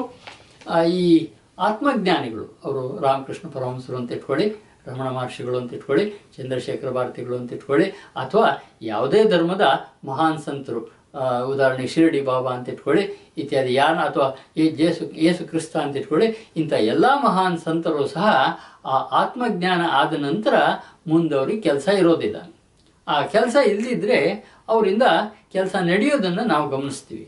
ಅಂಥವರು ಸಮಾಜಕ್ಕೆ ಉಪಕಾರಿಗಳಾಗ್ತಾರೆ. ಅವರು ಇರೋದ್ರಿಂದಲೇ ಅನೇಕ ಜನರು ಅವ್ರ ಹತ್ರ ಬಂದು ತಮ್ಮ ನೆಮ್ಮದಿಯನ್ನು ಪಡ್ಕೊಳ್ಳೋದನ್ನು ನೋಡ್ತೀವಿ. ಇದಕ್ಕೆ ಹೇಗೆ ಉದಾಹರಣೆ ಅಂತಂದರೆ, ನಾನು ಕೊಡೋ ಉದಾಹರಣೆ, ಮಲೆನಾಡಿನಲ್ಲಿ ಒಂದು ಮರ ಇದೆ, ಒಂದು ಬಳ್ಳಿ ಇದೆ, ಅಶ್ವತ್ಥ ಇತ್ಯಾದಿ ಮರಗಳ ಮೇಲೆ ಹಬ್ಬುವಂಥ ಒಂದು ಬಂದಣಿಕೆ ಅದು. ಅದಕ್ಕೆ ವರಾಕೇಸರಿ ಅಂತ ಕರೀತಾರೆ. ಅದು ಹೂವಾಗ್ಬಿಡುತ್ತೆ. ಅದು ಹೂವಾದಾಗ ಅಡ್ವರ್ಟೈಸ್ಮೆಂಟ್ ಏನೂ ಕೊಡಲ್ಲ, ನಾನು ಹೂವಾಗಿದ್ದೀನಿ, ಬನ್ನಿ ಜೇನು ಹುಳುಗಳೇ, ಇಲ್ಲಿ ಬೇಕಾದಷ್ಟು ಜೇನಿದೆ ಅಥವಾ ಬೇಕಾದಷ್ಟು ತುಪ್ಪ ಇದೆ ಅಂತ ಅಂದ್ಬಿಟ್ಟು. ಆದರೆ ವರಾಕೇಸರಿ ಅರಳಿದಾಗ ಸುಮಾರು 10-12 ಕಿಲೋಮೀಟರ್ ದೂರದಿಂದ, ಬೇರೆ ಯಾವುದೇ ಹೂವು ಅರಳಿದಾಗ ಬರದೇ ಇರುವಷ್ಟು ದೂರದಿಂದ ಜೇನುಹುಳುಗಳು ಅದಕ್ಕೆ ಬರ್ತವೆ ಅಂತಂದರೆ, ಜ್ಞಾನಗಳಿದ್ದಲ್ಲಿ ಜನ ಇದೇ ರೀತಿಯಲ್ಲಿ ಬರ್ತಾರೆ, ಬಂದು ನೆಮ್ಮದಿಯನ್ನು ಪಡಿತಾರೆ. ಆ ನೆಮ್ಮದಿ ಕೊಡುವ ಒಂದು ಕೆಲಸನ ಅವ್ರ ಜ್ಞಾನ ಸಾಧನೆ ಆದ ನಂತರ ಇದು ಮಾಡಬೇಕಾಗತ್ತೆ. ಅದಕ್ಕೋಸ್ಕರನೇ ಜ್ಞಾನ ಸಾಧನೆ ಆದಂಥ ರಾಮಕೃಷ್ಣ ಪರಮಹಂಸರು ಅನೇಕ ಜನ ವಿವೇಕಾನಂದರನ್ನು ನಿರ್ಮಾಣ ಮಾಡ್ತಾರೆ, ಅನೇಕ ಜನ ಸಂತರನ್ನು ನಿರ್ಮಾಣ ಮಾಡ್ತಾರೆ, ಅಥವಾ ರಮಣ ಮಹರ್ಷಿಗಳು ಅನೇಕ ಎತ್ತರದ ಕೆಲಸಗಳನ್ನು ಮಾಡ್ತಾರೆ. ಇದೆಲ್ಲ ಯಾತಕ್ಕೆ ಮಾಡಿದರು ಅಂದರೆ ಲೋಕ ಸಂಗ್ರಹಕ್ಕಾಗಿ ಅಂತ, for the good of all ಅಂತ. ತಾವೇನು ಇದರೊಳಗೆ ಈ ಅನುಭವದಲ್ಲಿ ಒಂದು ವಿಶೇಷ ಏನು ಅಂತಂದರೆ, ಒಂದು ಸಾರಿ ಈ ಅನುಭವ ಆದವನಿಗೆ ಆ ಅನುಭವವನ್ನು ಹಂಚ್ಕೊಳ್ಬೇಕು ಅನ್ನುವಂಥ ಬಹಳ ಬಲವಾದ ತುಡಿತ ಒಳಗಡೆಯಿಂದ ಇರುತ್ತೆ. ಆ ತುಡಿತದಿಂದಲೇ ಅದು ಸ್ವಾರ್ಥಕ್ಕೆ ಬಂದಿರೋದಲ್ಲ, ಇದನ್ನು ಕೊಡಬೇಕು ಬೇರೆಯವರಿಗೆ ಅಂತ. ಅಂದರೆ ಇಲ್ಲಿ ನಾವೇನು ಒಳ್ಳೆಯದನ್ನು ಕಂಡಿದ್ದೀವಿ ಅದನ್ನು ಸಮಾಜಕ್ಕೆ ಕೊಡಬೇಕು ಅನ್ನುವಂಥದ್ದು. ಇಲ್ಲಿ ನಮ್ಮ ಉಪನಿಷತ್ತು ಹೇಳುತ್ತೆ, ನೀವೇನು ಕಲ್ತಿದ್ದೀರಿ ಅದನ್ನು ಮುಂದಕ್ಕೆ ಹೇಳ್ಕೊಡ್ಬೇಕು ಅಂತನ್ನುವಂಥದ್ದು. ಆ ಹೇಳಿಕೊಡುವ ದೃಷ್ಟಿಯಿಂದ, ಆ ಜ್ಞಾನವನ್ನು ಇನ್ನೊಬ್ಬರಿಗೆ ಕೊಡುವ ದೃಷ್ಟಿಯಿಂದ ಅವರು ಕೆಲಸ ಮಾಡ್ತಾ ಇದ್ದಾರೆ. ಬಹಳ ಸುಂದರವಾದಂಥ ಶ್ಲೋಕ ನೋಡಿ. ಜನಕಾದಿ ಜ್ಞಾನಿ ಜನರು ಕೂಡ ಆಸಕ್ತಿರಹಿತವಾದ ಕರ್ಮಗಳಿಂದಲೇ ಪರಮಸಿದ್ಧಿಯನ್ನು ಪಡೆದಿದ್ದರು. ಅವರಿಗೆ ಸಿದ್ಧಿಯಾಗಿತ್ತು, ಆದರೂ ಕರ್ಮ ಮಾಡ್ತಾ ಇದ್ರು. ಆದ್ದರಿಂದಲೇ ಲೋಕಸಂಗ್ರಹವನ್ನು ದೃಷ್ಟಿಯಲ್ಲಿಟ್ಟುಕೊಂಡು, ಲೋಕಸಂಗ್ರಹ ಅನ್ನೋದಕ್ಕೆ ಹೇಳಿದೆ ನಾನು, ಗುಡ್ ಆಫ್ ಆಲ್ ಅಂತ, ಎಲ್ಲರ ಒಳತಿಗೆ ಅಂತ ದೃಷ್ಟಿಯಲ್ಲಿಟ್ಟುಕೊಂಡು ನೀನು ಕರ್ಮವನ್ನು ಮಾಡುವುದೇ ಉಚಿತವಾಗಿದೆ. ನೀನು ಕೂಡ ಆ ಲೋಕಸಂಗ್ರಹ ಅಥವಾ ಜನರ ಒಳತಿಗಾಗಿ ಅಂತ ಇಟ್ಕೊಂಡು ಕರ್ಮವನ್ನು ಮಾಡಬೇಕು ಅಂತ ಹೇಳ್ತಾನೆ ಕೃಷ್ಣ. 21ನೇ ಶ್ಲೋಕಕ್ಕೆ ಹೋಗೋಣ. ಯದ್ಯದಾಚರತೆ ಶ್ರೇಷ್ಠಃ ತತ್ತದೇವೇತರೋ ಜನಃ ಸ ಯತ್ ಪ್ರಮಾಣಂ ಕುರುತೆ ಲೋಕಸ್ತದನು ವರ್ತತೆ. ಬಹಳ ಸುಂದರವಾದಂಥ ಮಾರ್ಗದರ್ಶಕ ಶ್ಲೋಕ ಇದು. ಸಮಾಜದಲ್ಲಿ ನಾವು ನಾಯಕರು ಯಾವ ರೀತಿ ಇರ್ತಾರೋ ಅದನ್ನು ನೋಡಿ ನಾವು ಇರ್ತೀವಿ. ಒಬ್ಬ ಪ್ರಧಾನಮಂತ್ರಿ ಭ್ರಷ್ಟ ಆದರೆ ಅವನ ಮಂತ್ರಿಗಳೆಲ್ಲ ಭ್ರಷ್ಟರಾಗ್ತಾರೆ. ಅವನ ಮಂತ್ರಿಗಳು ಭ್ರಷ್ಟ ಆದರೆ ಅವನ ಅಧಿಕಾರಿಗಳು ಭ್ರಷ್ಟರಾಗ್ತಾರೆ. ಅವನ ಅಧಿಕಾರಿಗಳು ಭ್ರಷ್ಟ ಆದರೆ ಅವನ ಚಪರಾಸಿಗಳು ಕೂಡ ಭ್ರಷ್ಟರಾಗ್ತಾರೆ. ಅಂದರೆ ಭ್ರಷ್ಟತೆ ಶ್ರೇಷ್ಠನಿಂದ ತುದಿಯವರೆಗೆ ಬರುತ್ತೆ. ನೋಡಿ ಎಷ್ಟು ಚಂದ ಇದೆ. ಯದ್ಯದಾಚರತೆ ಶ್ರೇಷ್ಠ ತತ್ತದೇವೇ ತರೋ ಜನಃ. ಇದು ಕನ್ನಡ ಇದ್ದವರಿಗೆ ಅರ್ಥ ಆಗೋದಿಲ್ಲ ಅಂತ ಹೇಗೆ ಹೇಳ್ತೀರಿ? ಯದ್ಯದಾಚರತೆ ಶ್ರೇಷ್ಠ, ಹೇಗೆ ಶ್ರೇಷ್ಠರು ಆಚರಣೆ ಮಾಡ್ತೋ ತತ್ತದೇವೇ ತರೋ ಜನ, ಅದೇ ರೀತಿ ಇತರ ಜನಗಳು ಆಚರಿಸುತ್ತಾರೆ. ಸ ಯತ್ ಪ್ರಮಾಣಂ ಕುರುತೆ, ಅವನು ಏನನ್ನ ಪ್ರಮಾಣ ಅಂತ ಮಾಡ್ತಾನೋ ಲೋಕಸ್ತದನು ವರ್ತತೆ, ಜನ ಅದನ್ನು ಫಾಲೋ ಮಾಡ್ತಾರೆ ಅಂತ. ನೋಡಿ ಬಹಳ ಸುಂದರವಾದ್ದೇನಪ್ಪ ಅಂದರೆ, ದೊಡ್ಡವರಿಗೆ ಒಂದು ಜವಾಬ್ದಾರಿ ಇದೆ, ಅಧಿಕಾರ ಸ್ಥಾನದಲ್ಲಿರೋರಿಗೆ ಒಂದು ಜವಾಬ್ದಾರಿ ಇದೆ, ಮೇಲಿರೋರಿಗೆ ಒಂದು ಜವಾಬ್ದಾರಿ ಇದೆ. ಅವ್ರು ಮೇಲಿರೋದು ಮಾತ್ರ ಅಲ್ಲ, ಮೇಲಿದ್ದವರು ಒಂದು ಆದರ್ಶ ಜೀವನವನ್ನು ಕೂಡ ಮಾಡಬೇಕಾಗತ್ತೆ. ಯಾಕೆಂದರೆ ಅವನು ಏನು ಮಾಡ್ತಾನೋ ಅದನ್ನು ಉಳಿದವರು ಮಾಡ್ತಾರೆ. ನೀವು ಚಿಕ್ಕವನಿಗೆ ಸರಿ ಇಲ್ಲ ಅಂದರೆ ಅವನು ಮಾಡಿದಾನೆ, ನನಗೆ ಸರಿ ಇಲ್ಲ ಅಂತ ಹೇಳ್ತೀರಿ, ಅವನಿಗೆ ಸರಿ ಇದ್ದರೆ ನನಗೂ ಸರಿ ಇದೆ ಅಂತ. ಹಾಗಾಗಿ ಸಮಾಜದ ಒಳತಿಗಾಗಿ ಶ್ರೇಷ್ಠರ ಆಚರಣೆಯ ಬಗ್ಗೆ ಇಲ್ಲಿ ಬಹಳ ಸುಂದರವಾದಂಥ ಒಂದು ಮಾತು ಹೇಳಿದಾನೆ ಕೃಷ್ಣ. ಈ ಕಾರಣಕ್ಕೆ ನನಗೆ ಅನಿಸೋದು, ನಮ್ಮ ಎತ್ತರದ ನಾಯಕರು ತಮ್ಮ ಟೇಬಲ್ ಮೇಲೆ ಒಂದು ಭಗವದ್ಗೀತೆಯನ್ನು ಪ್ರತಿಯನ್ನು ಇಟ್ಕೊಂಡ್ರೆ ಇಂತಹ ಕೆಲವು ಮಾತುಗಳು ಅವ್ರನ್ನ ಎಬ್ಬಿಸಬಲ್ಲವು, ಅವರನ್ನು ಜಾಗೃತಗೊಳಿಸಬಲ್ಲವು ಅನ್ನುವಂಥದ್ದು ಎಷ್ಟು ಸುಂದರವಾಗಿ ನೋಡಿ. ಯದ್ಯದಾಚರತೆ ಶ್ರೇಷ್ಠ, ಯಾವ ಯಾವ ರೀತಿಯಲ್ಲಿ ಶ್ರೇಷ್ಠರು ಆಚರಣೆ ಮಾಡ್ತಾರೋ ತತ್ತದೇವೇತರೋ ಜನ, ಅದೇ ರೀತಿಯಲ್ಲಿ ಇತರ ಜನ ಅನುಸರಿಸ್ತಾರೆ. ಸಯತ್ ಪ್ರಮಾಣಂ ಕುರುತೆ, ಅವನು ಏನನ್ನ ಪ್ರಮಾಣ ಮಾಡ್ತಾನೋ, ಏನನ್ನ ಆದರ್ಶ ಅಂತ ಮಾಡ್ತಾನೋ, ಲೋಕಸ್ತದನು ವರ್ತತೆ, ಉಳಿದವರು ಅದೇ ರೀತಿ ಮಾಡ್ತಾರ ಅರ್ಜುನ. ಆದ್ದರಿಂದ ಎತ್ತರ ಇದ್ದವರಿಗೆ ಬಹಳ ಜವಾಬ್ದಾರಿ ಇದೆ ಎನ್ನುವಂಥ ಬಹಳ ದೊಡ್ಡ ಮಾತನ್ನು ಕೃಷ್ಣ 21ನೇ ಶ್ಲೋಕದಲ್ಲಿ ಹೇಳ್ತಾ ಇದ್ದಾನೆ. ಅಂಡರ್ಲೈನ್ ಮಾಡ್ಕೊಳ್ಳೋಕೆ ಯೋಗ್ಯವಾದಂಥ ಶ್ಲೋಕ, ಅಂಡರ್ಲೈನ್ ಮಾಡಿ. ನಮೇ ಪಾರ್ಥಾಸ್ತಿ ಕರ್ತವ್ಯಂ ತ್ರಿಷು ಲೋಕೇಶು ಕಿಂಚನ ನಾನವಾಪ್ತಮವಾಪ್ತವ್ಯಂ ವರ್ತಯೇವ ಚ ಕರ್ಮಣಿ. ಮತ್ತೊಂದು ಒಳ್ಳೆ ಮಾತು ಕೃಷ್ಣ ಹೇಳ್ತಾ ಇರೋದು, 3 ಲೋಕಗಳಲ್ಲಿಯೂ ಯಾವುದೇ ಕರ್ತವ್ಯ ಇಲ್ಲ ನನಗೆ 3 ಲೋಕದಲ್ಲಿಯೂ ಕೂಡ ಭಗವಂತನಿಗೆ ಮಾಡಬೇಕಾಗಿದ್ದು ಏನೂ ಇಲ್ಲ, ಗಳಿಸಲು ಯೋಗ್ಯವಾದ ವಸ್ತುವೂ ಕೂಡ ಇಲ್ಲ. ಆದರೂ ನಾನು ಕರ್ಮಗಳನ್ನು ಮಾಡುತ್ತಲೇ ಇದ್ದಾನೆ. ಆದರೂ ಕೂಡ ಈ ಸೃಷ್ಟಿ ಸ್ಥಿತಿ ಲಯಾದಿಗಳ ವಿಚಾರದ ಕರ್ಮವನ್ನು ಭಗವಂತ ಮಾಡ್ತಾನೆ ಇದ್ದಾನೆ. ಶ್ಲೋಕ 23. ಯದಿ ಹ್ಯಯಂ ನ ವರ್ತೇಯಂ ಯಾತು ಕರ್ಮಣ್ಣ ತಂದ್ರಿತಃ ಮಮ ವರ್ತಮಾನ ವರ್ತಂತೆ ಮನುಷ್ಯ ಪಾರ್ಥ ಸರ್ವಶಃ ಅಂತ ಹೇಳ್ತಾನೆ. ಇಲ್ಲಿ ನಾವು ಕೃಷ್ಣನ ಜೀವನದಲ್ಲಿ ಅವನು ಹೇಗೆ ಎಲ್ಲ ಸಂದರ್ಭದಲ್ಲಿ ಕಷ್ಟದಲ್ಲಿದ್ದವರ ಕಷ್ಟಗಳನ್ನು ಪರಿಹಾರ ಮಾಡಿದ್ದಾನೆ ಅಂತ ಇಟ್ಕೊಂಡು ನೋಡಿದ್ರೆ, ನಾನು ಯಾವತ್ತೂ ಕೂಡ ಉದಾಸೀನ ಮಾಡೋದಿಲ್ಲ, ಮಾಡಿದರೆ ಜನ ನನ್ನಂತೆ ಮಾಡ್ತಾರೆ ಅಂತ. ಅಂದರೆ ಎದ್ದಿದಾಚರತೆ ಶ್ರೇಷ್ಠ ಅದರಲ್ಲಿ ಹೇಳಿದ ಹಾಗೆ ಇಲ್ಲಿ ಕೂಡ ಹೇಳ್ತಾ ಇದ್ದಾನೆ ನೋಡಿ. ಏಕೆಂದರೆ ಪಾರ್ಥ, ಒಂದು ವೇಳೆ ಯಾವಾಗಲಾದರೂ ನಾನು ಸಾವಧಾನವಾಗಿದ್ದುಕೊಂಡು ಕರ್ಮಗಳಲ್ಲಿ ವರ್ತಿಸುವುದಿಲ್ಲವಾದರೆ ದೊಡ್ಡ ಹಾನಿಯಾಗುವುದು. ಅಕಸ್ಮಾತ್ ನೋಡಲಿಲ್ಲ ಅಂದ್ರೆ ಹಾನಿಯಾಗುತ್ತೆ. ಮನುಷ್ಯರು ಎಲ್ಲ ಪ್ರಕಾರದಿಂದ ನನ್ನ ಮಾರ್ಗವನ್ನೇ ಅನುಸರಣೆ ಮಾಡುತ್ತಾರೆ. ಇಲ್ಲಿ ನಾನು ಹಿಂದಿನ ಶ್ಲೋಕದಲ್ಲಿ 21ನೇ ಶ್ಲೋಕದಲ್ಲಿ ಹೇಳಿದೆ, ಎದ್ದೆದಾಚರತೆ ಶ್ರೇಷ್ಠ ತತ್ತದೇವೇತರೋ ಜನಃ.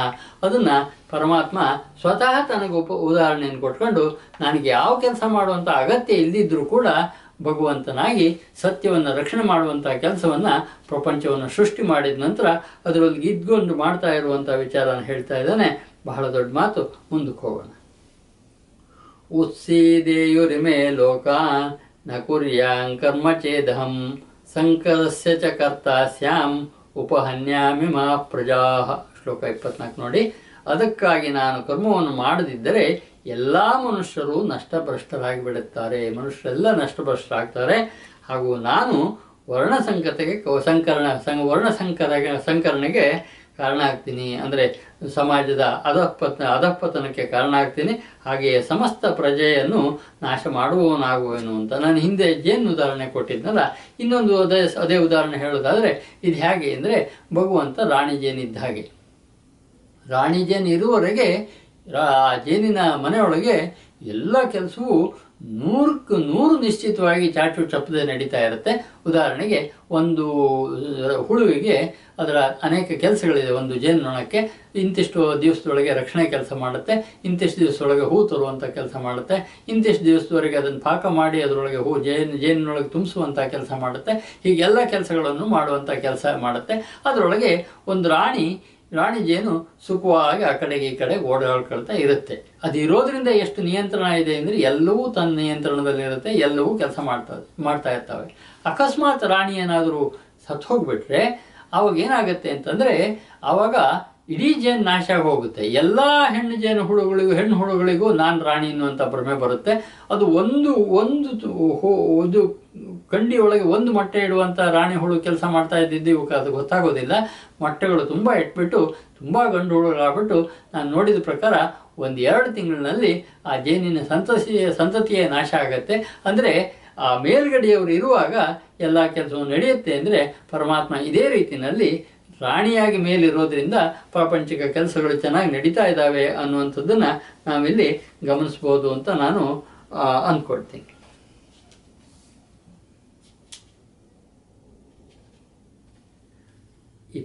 ಹೋಗೋಣ. ಸಕ್ತ ಕರ್ಮಣ್ಯ ವಿದ್ವಾಂಸೋ ಯಥಾ ಕುರ್ವಂತಿ ಭಾರತ ಕುರ್ವಾದಿದ್ವಾಂಸ್ ತಥಾ ಸಕ್ತಃ ಚಿಕಿತ್ಸುರ್ಲೋಕ ಸಂಗ್ರಹಂ. ಮತ್ತೊಂದು ತುಂಬ ಸುಂದರವಾದಂಥ ಪದ ಬಂತು, ಲೋಕ ಸಂಗ್ರಹ ಅಂತ. ಲೋಕ ಸಂಗ್ರಹ ಅಂದರೆ ಮತ್ತೆ ಪುನಃ ಹಿಂದೆಯಲ್ಲಿ ಹೇಳಿದ್ದೆ for the good of all ಅಂತ. ಅದನ್ನೇ ಇಲ್ಲಿ ಹೇಳ್ತಾ ಇರೋದು. ಹೇಗೆ ಅಂದರೆ, ಕರ್ಮದಲ್ಲಿ ಅಜ್ಞಾನಿ ಜನರು ಹೇಗೆ ಕರ್ಮವನ್ನು ಮಾಡುವರೋ ಹಾಗೆಯೇ ಆಸಕ್ತಿ ರಹಿತರಾದ ವಿದ್ವಾಂಸನು ಕೂಡ ಲೋಕಸಂಗದ ದೃಷ್ಟಿಯಿಂದ ಕರ್ಮಗಳನ್ನು ಮಾಡಬೇಕು. ಇಲ್ಲೊಂದು ಬಹಳ ಸುಂದರವಾದಂಥ ವಿಚಾರ ಹೇಳ್ತಾನೆ ಭಗವಂತ. ಅಜ್ಞಾನಿಗಳು ಹೇಗೆ ಕೆಲಸ ಮಾಡ್ತಾ ಇದ್ದಾರೋ ಅದೇ ರೀತಿಯಾಗಿ ಜ್ಞಾನಿಯು ಕೂಡ ಲೋಕಸಂಗ್ರಹಕ್ಕೋಸ್ಕರ ಕೆಲಸ ಮಾಡಬೇಕು, for the good of all ಕೆಲಸ ಮಾಡಬೇಕು. ಅವನು ಕೆಲಸ ಮಾಡದೆ ಕೂತ್ಕೊಳ್ಳಲ್ಲ. ಯಾರನ್ನೂ ಒಂದು ಕಡೆಯಲ್ಲಿ ಜಡಭರತ್ನ ಹಾಗೆ ಕೂತಿದ್ದ ಅಂದ್ರೆ ಅವನ ಜ್ಞಾನ ಅಂತ ಯಾರು ಹೇಳಿ ಹೋಗೋದಿಲ್ಲ. ಆ ರಮಣ ಮಹರ್ಷಿಗಳು, ರಾಮಕೃಷ್ಣರು ಇಂಥವ್ರು ಎಷ್ಟು ಸುಂದರವಾದಂಥವ್ರು ಅಂದ್ರೆ ಅವ್ರ ಹತ್ರ ಹೋದಾಗಲೇ ನಮ್ಮ ಕಷ್ಟಗಳು ಕಳೆಯುವಂತಹ ಎತ್ತರದ ಸಂತರವರು. ಹಾಗಾಗಿ ಅವರು ಕೆಲಸ ಮಾಡಬೇಕು ಅನ್ನುವಂಥ ವಿಚಾರನ ಕೃಷ್ಣ ಈ ಶ್ಲೋಕದಲ್ಲಿ ಹೇಳಿದ. ಮುಂದಕ್ಕೆ ಹೋಗೋಣ. ನ ಬುದ್ಧಿಭೇದಂ ಜನಯೇದ್ ಅಜ್ಞಾನಾಂ ಕರ್ಮಸಂಗಿನಾಂ ಜೋಷಯೇತ್ ಸರ್ವಕರ್ಮಾಣಿ ವಿದ್ವಾನ್ ಯುಕ್ತ ಸಮಾಚರನ್. ಇಲ್ಲೊಂದು ಬಹಳ ಸುಂದರವಾದಂಥ ಅಭಿಪ್ರಾಯ ಬಂತು. ಪರಮಾತ್ಮನ ಸ್ವರೂಪದಲ್ಲಿ ಸ್ಥಿತನಾಗಿದ್ದ ಜ್ಞಾನಿ ಪುರುಷನು ಶಾಸ್ತ್ರವಿಹಿತವಾದ ಕರ್ಮಗಳಲ್ಲಿ ಆಸಕ್ತಿಯುಳ್ಳ ಅಜ್ಞಾನಿಗಳ ಬುದ್ಧಿಯಲ್ಲಿ ಭ್ರಮೆಯನ್ನು ಉಂಟು ಮಾಡಬಾರದು. ಇದನ್ನು ಯಾಕೆ ಹೇಳಿದಾನೆ ಪರಮಾತ್ಮ ಅಂತ ನನಗೆ ಇವತ್ತಿಗೂ ರಹಸ್ಯ ಇದೆ. ಅಜ್ಞಾನಿಗಳನ್ನೆಲ್ಲ ಬಿಟ್ಟು ಬನ್ನಿ, ಇದು ಹೋಮ ಹವನಾದಿಗಳ ಕಲ್ಚರ್ ಎಲ್ಲ ಮಾಡ್ತಾ ಇದ್ದಾರೆ ಅಂತ ಇಟ್ಕೊಳ್ಳಿ, ಅಂಥದ್ದು ಮಾಡ್ತಾ ಇದ್ರೆ ಅದಲ್ಲದೆ ನಿಮಗೆ ಉತ್ತಮ ಜೀವನ ಇದೆ ಅಂತ ಬನ್ನಿ ಅಂತ ಆ ರೀತಿ ಡಿಸ್ಟರ್ಬ್ ಮಾಡಬೇಡಿ. ಯಾಕೆಂದರೆ ಇದಕ್ಕೆ ಬರುವಷ್ಟು ಎತ್ತರವಾಗಿ ಅವ್ರು ಬೆಳೆದಿಲ್ಲ, ಅಲ್ಲೇ ಇರುವ ಹಾಗೆ ಬಿಟ್ಬಿಡಿ ಅವರನ್ನ ಅಂತ. ಹಾಗಾಗಿ ಉಂಟು ಮಾಡದಿರಲಿ ಅಂತ ಕೃಷ್ಣ ಹೇಳ್ತಾನೆ. ಶಾಸ್ತ್ರವಿಹಿತ ಸಮಸ್ತ ಕರ್ಮಗಳನ್ನು ಚೆನ್ನಾಗಿ ಮಾಡುತ್ತಾ ಮಾಡಿಸಲಿ ಅಂತ ಹೇಳ್ತಾನೆ. ಹಾಗಾಗಿ ಏನು ನಮ್ಮ ವೇದದಲ್ಲಿ ಬಂದಿರುವಂಥ ಹೋಮ ಹವನಾದಿ ಸಂಸ್ಕೃತಿಗಳಿದ್ದಾವೆ ಅದನ್ನ ಇಲ್ಲಿ ಕೃಷ್ಣ ಏನು ಹೇಳ್ತಾನೆ ಅಂದರೆ, ಅವು ಅಗತ್ಯ ಇಲ್ಲ, ನಿಂಗೆ ಮಾಡೋರನ್ನ ವಿರೋಧಿಸಬೇಡ ಅಂತ. ಬಹಳ ಸುಂದರವಾದ ಮಾತು ನೋಡಿ. ಅಗತ್ಯ ಇಲ್ಲ ಜ್ಞಾನಿಗಳಿಗೆ ಆಯಸ್ಫೂರ್ತಿಗೆ ಒಂದು ಹೋಮ ಮಾಡಬೇಕು ಅಂದ್ರೆ ಅಗತ್ಯ ಇಲ್ಲ.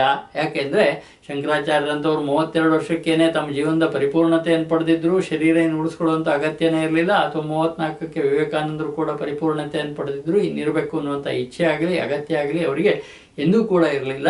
ಆದರೆ ಅಂಥದ್ದು ಮಾಡ್ತಿರೋರನ್ನ ಡಿಸ್ಟರ್ಬ್ ಮಾಡಬೇಡಿ ಅನ್ನುವಂಥ ಒಂದು ಮಾತನ್ನು ಕೃಷ್ಣ ಇಲ್ಲಿ ಹೇಳ್ತಾ ಇದ್ದಾನೆ. ಪ್ರಕೃತೆ ಕ್ರಿಯಮಾಣಾನಿ ಗುಣೈ ಕರ್ಮಾಣಿ ಸರ್ವಶಃ ಅಹಂಕಾರ ವಿಮೂಢಾತ್ಮ ಕರ್ತಾಹಮಿತಿ ಮನ್ಯತೆ. ಇದು ಶ್ಲೋಕ 27. ಏನು ಹೇಳಿದ ಇಲ್ಲಿ ಅಂದರೆ, ವಾಸ್ತವವಾಗಿ ಸಮಸ್ತ ಕರ್ಮಗಳು ಎಲ್ಲ ರೀತಿಯಿಂದ ಪ್ರಕೃತಿಯ ಗುಣಗಳಿಂದಲೇ ನಡೆಯುತ್ತವೆ. ಇದು ಬಹಳ ಸುಂದರವಾದಂಥ ಮಾತು.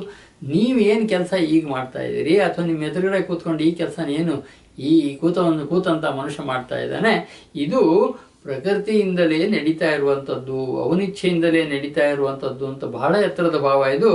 ಆದರೂ ಅಹಂಕಾರದಿಂದ ಮೋಹಿತ ಅಂತಃಕರಣವುಳ್ಳ ಅಜ್ಞಾನಿಯು ನಾನು ಮಾಡ್ತಿದ್ದೇನೆ ಅಂತ ಭಾವಿಸ್ತಾನೆ. ಇಲ್ಲಿ ನಾನು ಅಲ್ಲಪ್ಪ ಮಾಡ್ತಾ ಇರೋದು, ಜಗತ್ತಿನಲ್ಲಿ ನೀನು ಮಾಡುವಂಥ ಕೆಲಸ ನೀನು ಅದಕ್ಕೆ ನಿಯುಕ್ತನಾಗಿ ಬಂದವನು ಅಂತ. ಇದಕ್ಕೆ ಉದಾಹರಣೆಯಾಗಿ ಹೇಳಬೇಕು ಅಂತಂದರೆ, ನಮಗೆ ರಾಮಾಯಣದಲ್ಲಿ ಕೈಕೇಯಿ ಮೇಲೆ ಬಹಳ ಸಿಟ್ಟು ಬರುತ್ತೆ. ಎಂಥ ಕೆಲಸ ಮಾಡಿಬಿಟ್ಲು. ಅವಳಿಗೂ ಪೂರ್ವ ಇದನ್ನು ನೋಡಿದರೆ ರಾಮನ ಮೇಲೆ ಕೈಕೇಯಿಗೆ ಕೌಸಲ್ಯಗೆ ಎಷ್ಟು ಪ್ರೀತಿ ಇತ್ತೋ ಅಷ್ಟೇ ಪ್ರೀತಿಸ್ತಾ ಇದ್ಲು. ರಾಮನ ಪಟ್ಟಾಭಿಷೇಕ ಆಗೋದ್ರಲ್ಲಿ ಏನೂ ವಿಶೇಷ ಅವಳಿಗೆ ಆಪತ್ತೇ ಇರಲಿಲ್ಲ, ಅದು ಆಗಬಾರ್ದು ಅನ್ನುವಂಥ ಹೇಳೋ ಇದೇ ಇರಲಿಲ್ಲ. ಆದರೆ ವಿಧಿ ರಾಮನನ್ನು ಕಾಡಿ ಕಳಿಸ್ಲೇಬೇಕಾಗಿದ್ದರಿಂದ ಕೈಕೇಯಿಯಲ್ಲಿ ಸ್ವತಃ ಸರಸ್ವತಿಯೇ ಕೈಕೇಯಿ ತಲೆಯಲ್ಲಿ ಮತ್ತು ಮಂತ್ರೆಯಲ್ಲಿ ಪ್ರವೇಶ ಮಾಡಿ ರಾಮನನ್ನು ಕಾಡಿ ಕಳಿಸೋ ಹಾಗೆ ಮಾಡಿದು ಅಂತ. ಅಂದರೆ ಇಲ್ಲಿ ನಾ ಹೇಳಬೇಕಾಗಿದ್ದು ಏನು ಅಂದರೆ, ಅನೇಕ ಸಾರಿ ಇಂಥ ಕೆಲಸಗಳು ಭಗವದಿಚ್ಛೆಯಿಂದ ನಮ್ಮಿಂದ ನಡೀತಾ ಇರ್ಬೋದು. ಇಂಥದ್ದು ಏನನ್ನು ನಾವು ಇವತ್ತು ಕೆಟ್ಟದು ಅಂತಿದ್ದೀವಿ ಅದು ನಾಳೆ ಒಳ್ಳೇದಿರ್ಬೋದು. ಕೈಕೇಯಿ ಮಾಡಿದಂತಹ ಅವತ್ತಿನ ಕೆಟ್ಟ ಕೆಲಸ ಪರಿಪೂರ್ಣ ರಾಮ ಆಗೋದಕ್ಕೆ ಏನು ವ್ಯವಸ್ಥೆ ಬೇಕಾಗಿತ್ತೋ, ರಾಮ ಪರಮಾತ್ಮ ತಾನು ಅಥವಾ ಸತ್ಯನಿಷ್ಠ ಅನ್ನುವಂಥದ್ದನ್ನು ತೋರಿಸ್ಕೊಳ್ಳೋದಕ್ಕೆ ಏನು ಬೇಕಾಗಿತ್ತೋ ಅದಕ್ಕೆ ಆಧಾರ ಆಗಿತ್ತದ್ರಿಂದ ಒಂದು ರೀತಿಯಲ್ಲಿ ನಾನು ಇಲ್ಲಿ ನಿಮ್ಗೆ ಹೇಳೋ ವಿಚಾರ ಏನು ಅಂತಂದರೆ, ಅನಿವಾರ್ಯವಾಗಿ ನಮ್ಮಿಂದ ಕೆಲವು ಆಗಬೇಕಾಗಿದ್ದರೆ ಕಾಲದ ದೃಷ್ಟಿಯಿಂದ ಇವತ್ತು ನಾವೇನು ಕೆಟ್ಟದು ಅಂತ ಮಾಡಿದೀವೋ ಅದು ಒಳ್ಳೇದಾಗ್ಬೋದು ಅನ್ನೋದನ್ನು ಮರೆಯೋ ಹಾಗಿಲ್ಲ ಅನ್ನುವಂಥದ್ದು ಒಂದು ಅಂಶವನ್ನು ನಾನು ಇಲ್ಲಿ ಭಾವಿಸ್ತೀನಿ. ಹಾಗಾಗಿ ನಾನು ಕರ್ತ ಅಂತ ಭಾವಿಸದೆ ಮಾಡುವ ಕೆಲಸವನ್ನು ಪ್ರಾಮಾಣಿಕವಾಗಿ ಶ್ರದ್ಧೆಯಿಂದ ಮಾಡಬೇಕು ಅನ್ನುವಂಥದ್ದು ಈ ಶ್ಲೋಕದ ಅಭಿಪ್ರಾಯ. ಮುಂದಕ್ಕೆ ಹೋಗೋಣ. 28. ತತ್ವವಿತ್ತು ಮಹಾಬಾಹೋ ಗುಣಕರ್ಮ ವಿಭಾಗಯೋ ಗುಣಾಗುಣೇಶು ವರ್ತಂತ ಇತಿ ಮತ್ವಾ ನ ಸಜ್ಜತೆ. ಅರ್ಜುನ, ಗುಣ ವಿಭಾಗ ಮತ್ತು ಕರ್ಮ ವಿಭಾಗ, ಗುಣ ಅಂದರೆ ಸತ್ವ ರಜಸ್ತಮ ಅಂತ ಗುಣ ವಿಭಾಗ, ಮತ್ತು ತತ್ವವನ್ನು ಬಲ್ಲ ಜ್ಞಾನಿಯು ಸಂಪೂರ್ಣ ಗುಣಗಳಲ್ಲಿ ವರ್ತಿಸ ಅದ್ರ ಪಾಡಿಗೆ ಶರೀರ ಅದ್ರ ಪಾಡಿಗೆ ಅದು ಕೆಲಸ ಮಾಡ್ತಾ ಇದೆ. ಇಲ್ಲಿ ನಾನು ಅನ್ನುವಂಥದ್ದು ಬರೀ ನೋಡ್ತಾ ಇರುವಂತಹ ಪ್ರೇಕ್ಷಕನೇ ಹೊರತು ಮಾಡ್ತಾ ಇರುವಂತಹ ಕೆಲಸಗಾರ ಅಲ್ಲ ಅಂತ ತಿಳ್ಕೊಂಡು ಆಸಕ್ತನಾಗೋದಿಲ್ಲ ಅಂತಂದರೆ ಮಾಡೋ ಕೆಲಸವನ್ನು ಮಾಡ್ತಾನೆ, ಫಲದಲ್ಲಿಯೂ ಆಸಕ್ತಿ ಆಗೋದಿಲ್ಲ. ಮಾಡುವ ಕೆಲಸವನ್ನು ಸಂಪೂರ್ಣ ತೃಪ್ತಿಯಿಂದ ಶ್ರದ್ಧೆಯಿಂದ ಮಾಡಿದರೂ ಸಹ ಅದನ್ನು ಪರಮಾತ್ಮನಿಗೆ ಸಮರ್ಪಣೆ ಮಾಡಿ ಅದರೊಳಗೆ ನಾನು ಅನ್ನುವಂಥ ಅಹಂಕಾರವನ್ನು ಪೂರ್ಣ ಕಳ್ಕೊಳ್ತಾನೆ. ಯಾರದನ್ನು ಪೂರ್ಣ ಅಹಂಕಾರವನ್ನು ಕಳ್ಕೊಳ್ತಾನೆ ಅವನು ಎತ್ತರದ ಮನುಷ್ಯ ಅನ್ನುವಂಥ ವಿಚಾರ ನಾವಿಲ್ಲಿ ಗಮನಿಸಬೇಕಾಗತ್ತೆ. ಹಾಗಾಗಿ 28 ಶ್ಲೋಕ ಕೂಡ ಬಹಳ ಸುಂದರವಾದ್ದು. ಗುಣೇಶು ವರ್ತಂತ ಇತಿ ಮತ್ವ ನ ಸಜ್ಜತೆ ಅಂದರೆ ಅದರ ಪಾಡಿಗೆ ಅದು ಕೆಲಸ ಆಗ್ತಾ ಇದೆ, ನನ್ನಿಂದ ಆಗಬೇಕಾಗಿದ್ದು ಈ ಕೆಲಸ ಇತ್ತು, ಭಗವಂತನ ಇಚ್ಛೆಯಿಂದ ಆಗ್ತಾ ಇದೆ, ಅದರಲ್ಲಿ ಇದನ್ನು ನಾನು ಅಹಂಕಾರ ಪಡಬೇಕಾದಂಥದ್ದು ಎತ್ಕಿಂಚಿತ್ತೂ ಕೂಡ ಇಲ್ಲ ಅನ್ನುವಂತಹ ತೀರ್ಮಾನವನ್ನು ಮಾಡಬೇಕಾಗತ್ತೆ. ಮುಂದಕ್ಕೆ ಹೋಗೋಣ. 29 ಪ್ರಕೃತಿ ಗುಣಸಮ್ಮೂಢ ಸಜ್ಜಂತೆ ಗುಣಕರ್ಮಸು ತಾನ್ನ ಕೃಷ್ಣವಿದೋ ಮಂದಾನ್ ಕೃಷ್ಣವಿನ್ನ ವಿಚಾಲಯೇತ್. ಮುಂದುವರೆದ ಕೃಷ್ಣ ಏನು ಹೇಳಿದ ಅಂದರೆ, ಪ್ರಕೃತಿಯ ಗುಣಗಳಿಂದ ಅತ್ಯಂತ ಮೋಹಿತರಾದ ಮನುಷ್ಯರು ಗುಣಗಳಲ್ಲಿ ಮತ್ತು ಕರ್ಮಗಳಲ್ಲಿ ಆಸಕ್ತರಾಗುತ್ತಾರೆ. ಅಂದರೆ ನಮ್ಮ ಶರೀರದಲ್ಲಿ ಸತ್ವ ರಜ ತಮೋ ಅಂತ 3 ಗುಣಗಳಿದ್ದಾವೆ.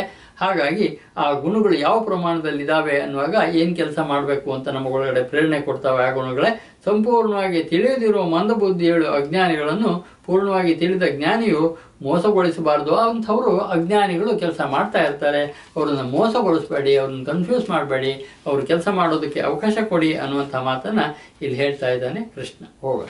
30 ಮಯಿ ಸರ್ವಾಣಿ ಕರ್ಮಾಣಿ ಸನ್ಯಸ್ಯಾದಾತ್ಮಚೇತಸ ನಿರಾಶಿರ್ನಿರ್ಮಮೋ ಭೂತ್ವಾ ಯುದ್ಧಸ್ವ ವಿಗತ ಜ್ವರ. ಬಹಳ ಸುಂದರವಾದ ಮಾತಿನಲ್ಲಿ ಕೃಷ್ಣ ಏನು ಮಾಡಬೇಕು ಅಂತ ಹೇಳಿದ, ಅಂತರ್ಯಾಮಿ ಪರಮಾತ್ಮನಾದ ನನ್ನಲ್ಲಿ ತೊಡಗಿರುವ ಚಿತ್ತದ ಮೂಲಕ ಪರಮಾತ್ಮನನ್ನು ನೆನೆದು ಅವನ ಚಿತ್ತದ ಮೂಲಕ ಸಂಪೂರ್ಣ ಕರ್ಮಗಳನ್ನು ನನ್ನಲ್ಲಿ ಸಮರ್ಪಿಸು.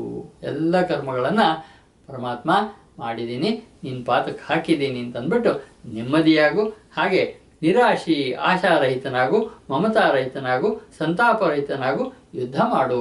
ನೋಡಿ, ಇಲ್ಲಿ ನಮ್ಮ ಧರ್ಮ ಸನ್ಯಾಸನ ಹೇಳ್ತಾದ್ರೂ ಕೂಡ ಭಗವದ್ಗೀತೆಯಲ್ಲಿ ಕೃಷ್ಣ ಹೇಳ್ತಾ ಇರೋದಂತೂ ಸ್ಪಷ್ಟವಾಗಿ ನಿನ್ನ ಕೆಲಸನ ಮಾಡಬೇಕು. ನೀನು ಏನು ಕೆಲಸಕ್ಕಾಗಿ ಹುಟ್ಟಿದೆಯೋ ಆ ಕೆಲಸ ನಿನ್ನಿಂದ ನಡೀಲೇಬೇಕಾದ್ರಿಂದ ನೀನೆಲ್ಲ ಬಿಟ್ಟು ನಾನು ಹೋಗ್ತೀನಿ ಅಂತ ಬರೋದಿಲ್ಲ, ಹೋಗೋಕೆ ಬರೋದಿಲ್ಲ. ಯಾವ ಜಾಗದಲ್ಲಿ ಇದ್ದೀರೋ, ಏನು ಕೆಲಸ ಮಾಡ್ತಿದ್ದೀರೋ ಆ ಕೆಲಸ ನಿಮ್ಮಿಂದ ಆಗಬೇಕಾಗಿದ್ದು ಅಂತ ಆದರೆ ಮಾಡ್ತಾನೇ ಇರಬೇಕಾಗತ್ತೆ ಅನ್ನುವಂಥ ವಿಚಾರವನ್ನು ಬಹಳ ಸುಂದರವಾಗಿ ಹೇಳಿದ. ನೋಡಿ, ಇಲ್ಲಿ ಒಂದೇ ಒಂದು ಸಾರಿಯೂ ಸಹ ಕೃಷ್ಣ ಹಾಗೆ ಒಂದು ವೇಳೆ ಸನ್ಯಾಸವೇ ಮುಖ್ಯ ಅಂತ ಆಗ್ಬಿಟ್ಟಿದ್ರೆ ಬಾ ಅರ್ಜುನ ಹೋಗೋಣ ಅಂತ ಕೃಷ್ಣ ಮತ್ತು ಅರ್ಜುನ ಇಬ್ಬರು ಓಡೋಗ್ಬೋದಾಗಿತ್ತು. ಹಾಗೆ ಓಡೋಗೋದಲ್ಲ ಅನ್ನೋದನ್ನೇ ಕೃಷ್ಣ ಹೇಳ್ತಾ ಇರೋದು. ಈಸ್ಬೇಕು, ಇದ್ದು ಜಯಿಸಬೇಕು ಅನ್ನುವಂಥ ಮಾತಿರೋ ಹಾಗೆ ನಮ್ಮ ಜಾಗದಲ್ಲಿ ನಾವು ಇರಬೇಕಾಗತ್ತೆ, ನಮ್ಮ ಕರ್ತವ್ಯಗಳನ್ನು ನಾವು ಮಾಡ್ತಾ ಇರಬೇಕಾಗತ್ತೆ ಅನ್ನುವಂಥದ್ದು ಬಹಳ ಮುಖ್ಯವಾದಂಥ ಅಂಶ.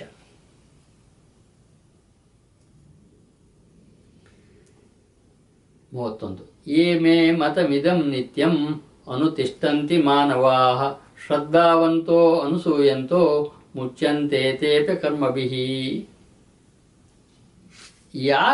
ಯಾವ ಮನುಷ್ಯರು ದೋಷದೃಷ್ಟಿಯಿಂದ ರಹಿತವಾಗಿ, ದೋಷದೃಷ್ಟಿ ಇಲ್ಲದೆ ಶ್ರದ್ಧಾಯುಕ್ತರಾಗಿ ನನ್ನ ಈ ಸಿದ್ಧಾಂತವನ್ನು ಸದಾ ಅನುಸರಣೆ ಮಾಡುತ್ತಾರೋ ಅವರು ಕೂಡ ಸಂಪೂರ್ಣವಾಗಿ ಕರ್ಮಗಳಿಂದ ಬಿಡುಗಡೆ ಹೊಂದುತ್ತಾರೆ. ಅಂದರೆ ಇಲ್ಲೊಂದು ಪ್ರಿನ್ಸಿಪಲ್ ಕೊಟ್ಟಿದ್ದೀನಿ, ಈ ಪ್ರಿನ್ಸಿಪಲನ್ನು ಯಾರು ಫಾಲೋ ಮಾಡ್ತಾರೋ ಅವ್ರಿಗೆ ನೆಮ್ಮದಿ ಆಗುತ್ತೆ. ಯಾರು ಫಾಲೋ ಮಾಡೋದಿಲ್ವೋ, ಯಾರು ಅನುಸರಿಸ್ತಾರೋ ಅವ್ರಿಗೆ ನೆಮ್ಮದಿ ಇದೆ, ಯಾರು ಅನುಸರಿಸೋದಿಲ್ವೋ ಅವ್ರಿಗೆ ನೆಮ್ಮದಿ ಇಲ್ಲ ಅನ್ನುವಂಥ ಮಾತನ್ನು ತುಂಬ ಸುಂದರವಾಗಿ ಕೃಷ್ಣ ಈ ಶ್ಲೋಕದಲ್ಲಿ ಹೇಳಿದ. 32 ಹೋಗೋಣ. ಏ ತ್ವೇ ತ್ವದಭ್ಯಸೂಯಂತೋ ನಾನು ತಿಷ್ಠಂತಿ ಮೇ ಮತಂ ಸರ್ವಜ್ಞಾನ ಮೂಢಾಸ್ತಾನ್ ವಿದ್ಯೆ ನಷ್ಟಾನಿ ಚೇತಸಃ. ಅನುಸರಿಸೋರಿಗೆ ಸುಖವಾಗುತ್ತೆ, ಅನುಸರಿಸದಿದ್ದವ್ರಿಗೆ ಏನಾಗುತ್ತೆ ಅಂದರೆ ಒಳ್ಳೆ ಒಂದು ಪ್ರಿನ್ಸಿಪಲ್, ಹೀಗೆ ಹೋದ್ರೆ ಸುಖವಾಗುತ್ತೆ, ಹೀಗೆ ಹೋದ್ರೆ ಕಷ್ಟ ಆಗುತ್ತೆ ಅಂತ ಹೇಳಬೇಕಾದವ್ರು ಹೇಳ್ತಾರೆ. ಸುಖವಾಗಬೇಕು ಅಂತಿದ್ರೆ ಸುಖದ ದಾರಿಯಲ್ಲಿ ಹೋಗಬೇಕು, ಇಲ್ಲಾಂದರೆ ಕಷ್ಟಕ್ಕೆ ಹೋಗ್ಕೊಂಡು ಸಿಕ್ಕಾಕೊಂಡು ಒದ್ದಾಡಬೇಕು. ಆದ್ರೆ ನೋಡಿ, ಆದರೆ ಯಾವ ಮನುಷ್ಯರು ನನ್ನಲ್ಲಿ ದೋಷಾರೋಪಣೆ ಮಾಡುತ್ತಾ ನನ್ನ ಈ ಕೆಳಗಿನ ಸಿದ್ಧಾಂತಕ್ಕೆ ಅನುಸಾರವಾಗಿ ನಡೆಯುವುದಿಲ್ಲವೋ, ಪರಮಾತ್ಮ ಹೀಗೆ ಹೇಳ್ದ, ಮಾಡಿದ ಕೆಲಸವನ್ನು ನನ್ನನ್ನು ಸಮರ್ಪಣೆ ಮಾಡು ಅಂತ ಹೇಳ್ದ, ನಾನು ಮಾಡೋದಿಲ್ಲ ಅಂತ ಹೇಳ್ತಾನೋ ಆ ಮೂರ್ಖರನ್ನು ಸಂಪೂರ್ಣ ಜ್ಞಾನದಲ್ಲಿ ಮೋಹಿತರು ನಷ್ಟ ಹೊಂದಿದವರೆಂದು ತಿಳಿದುಕೋ. ಅವರಿಗೆ ಉದ್ಧಾರ ಆಗೋದಿಲ್ಲ, ನೆಮ್ಮದಿ ಇರೋದಿಲ್ಲ, ಸುಖ ಇರೋದಿಲ್ಲ. ಎಲ್ಲ ಕಷ್ಟಗಳಿಗೆ ಅವರೇ ನಾನೇ ತಂದ್ಕೊಂಡು ಕಷ್ಟ ಅಂತ ಭಾವಿಸ್ಕೊಂಡು ಅಷ್ಟನ್ನು ಅನುಭವಿಸ್ಬೇಕಾಗತ್ತೆ ಅನ್ನುವಂಥ ಮಾತನ್ನು ಕೂಡ ಕೃಷ್ಣ ಇಲ್ಲಿ ಹೇಳ್ತಾನೆ. ಆದ್ದರಿಂದ ಈ 2 ದಾರಿ ಹೇಳಿದ್ದೀನಿ ನಿಮಗೆ, ಹೀಗೋದ್ರೆ ಸುಖ ಇದೆ, ಹೀಗೋದ್ರೆ ದುಃಖ ಇದೆ ಅಂತ. ಹೋಗೋದು ನಿಮಗೆ ಬಿಟ್ಟಿದ್ದು. ಸುಖವಾದ ದಾರಿ ಅಪೇಕ್ಷೆ ಇದೆ ಅಂದರೆ ಸುಖವಾದ ದಾರಿಯಲ್ಲಿ ಹೋಗ್ರಿ, ಕಷ್ಟ ದುಃಖ ಇನ್ನೊಂದು ದಾರಿಯಲ್ಲಿ ಹೋದರೆ ದುಃಖ ಆಗುತ್ತೆ ಅಂದರೆ ಅದರಲ್ಲೇ ಹೋಗ್ತೀನಿ ಅಂತಂದರೆ ಅನುಭವಿಸಿರಿ ಅನ್ನುವಂಥ ಮಾತನ್ನು ಕೂಡ ಕೃಷ್ಣ ಹೇಳ್ಬಿಡ್ತಾನೆ. 33 ಸದೃಶಂ ಚೇಷ್ಟತೆ ಸ್ವಸ್ಯ ಪ್ರಕೃತೇರ್ಜ್ಞಾನವಾನಪಿ ಪ್ರಕೃತಿಂ ಯಾಂತಿ ಭೂತಾನಿ ನಿಗ್ರಹ ಕಿಂಕರಿಷ್ಯತಿ. ಬಹಳ ಸುಂದರವಾದಂಥ ಶ್ಲೋಕ ಇದು. ಎಲ್ಲ ಪ್ರಾಣಿಗಳು ಪ್ರಕೃತಿಯನ್ನು ಪಡೆಯುತ್ತವೆ, ಅರ್ಥಾತ್ ತಮ್ಮ ಸ್ವಭಾವಕ್ಕೆ ಪರವಶವಾಗಿ ಕರ್ಮ ಮಾಡುತ್ತವೆ. ಎಲ್ಲ ಪ್ರಾಣಿಗಳು ಕೂಡ ತಮ್ಮ ತಮ್ಮ ಸ್ವಭಾವಕ್ಕೆ ಅನುಗುಣವಾಗಿ ಕೆಲಸ ಮಾಡ್ತವೆ.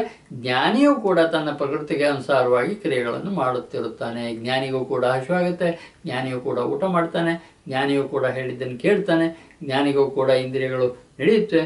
ಆದರೆ ಕೇಳ್ತಾನೆ, ನಿಗ್ರಹವು ಏನು ಮಾಡುತ್ತದೆ? ನಾನು ಯಾವುದನ್ನು ಮಾಡೋದಿಲ್ಲ ಅಂತಂದರೆ, ನೋಡಿ ಇಲ್ಲಿ ಎಂಥ ಸುಂದರವಾದಂಥ ಒಂದು ವಿಚಾರ ಇದೆ ಅಂದರೆ, ನಾನು ಕಣ್ಣು ತೆಕ್ಕೊಂಡು ನೋಡೋದಿಲ್ಲ ಅಂದರೆ ನಾನು ನೋಡದೇ ಇರಲಿಕ್ಕೆ ಸಾಧ್ಯ ಇಲ್ಲ. ಎಲ್ಲಿವರೆಗೆ ಕಿವಿ ಚೆನ್ನಾಗಿದೆ ಅಲ್ಲಿವರೆಗೆ ಹೊರಗಡೆ ಇರುವಂಥ ಶಬ್ದವನ್ನು ಕೇಳದೇ ಇರೋಕ್ಕಾಗೋದಿಲ್ಲ, ಕೇಳುತ್ತೆ. ಹಾಗೆ ಎಲ್ಲಿವರೆಗೆ ಸ್ಪರ್ಶದ ಅನುಭವ ಇದೆ, ಏನಾದರೂ ಸ್ಪರ್ಶ ಆಗದೆ ಗೊತ್ತಾಗದೇ ಇರೋಕ್ಕಾಗೋದಿಲ್ಲ. ಎಲ್ಲವೂ ಕೂಡ ತನ್ನಿಂದ ತಾನೇ ನಡೆಯುತ್ತಾದ್ರಿಂದ ಇಂದ್ರಿಯಗಳ ಕೆಲಸಗಳು ನಾನೇನೋ ಮಾಡೋದಿಲ್ಲ ಅನ್ನುವಂಥ ಯಾರು ಮಾತು ಹೇಳ್ತಾನೆ ಆ ಹಠ ಏನೂ ನಡೆಯೋದಿಲ್ಲ ಅಂತಂದ್ಬಿಟ್ಟು, ಹಾಗಾಗಿ ಬಹಳ ಎತ್ತರದ ಮಾತು, ಕೆಲಸ ಮಾಡಿಯೇ ಸುಖ ಪಡಿಬೇಕಾಗತ್ತೆ, ಕೆಲಸ ಮಾಡದೇ ಸುಖ ಬರುತ್ತೆ ಅನ್ನುವಂಥ ವಿಚಾರ ಇಲ್ವೇ ಇಲ್ಲ ಅನ್ನುವಂಥದ್ದನ್ನು ಹೇಳೋದು.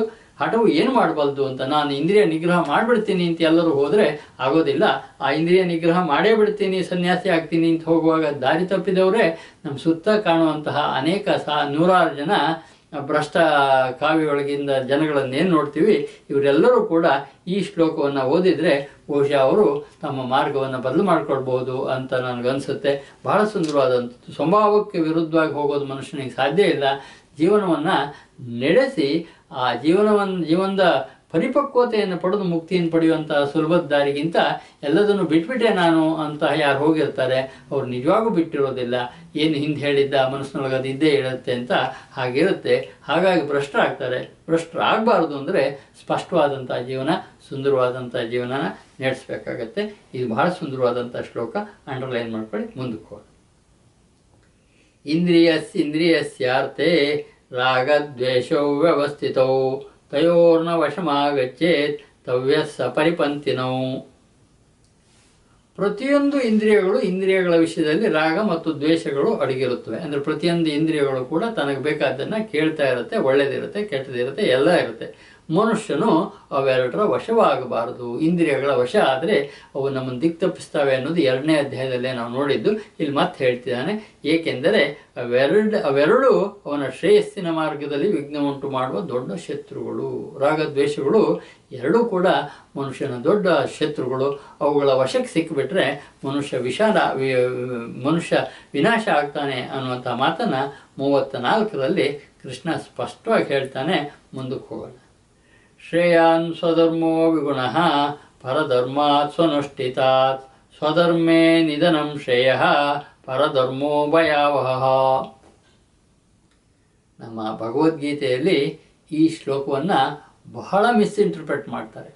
ಬಹಳ ಅಂದರೆ ನಾನು ಕೇಳಿದ್ದೀನಿ, ಇದನ್ನು ಹೇಳೋರೆಲ್ಲ ನಿನ್ನ ಧರ್ಮ ನಿಂಗೆ ಶ್ರೇಯಸ್ಕರ ಅಂದರೆ ಇನ್ನೊಂದು ಧರ್ಮಕ್ಕೆ ಹೋಗಬೇಡ ಅಂತ.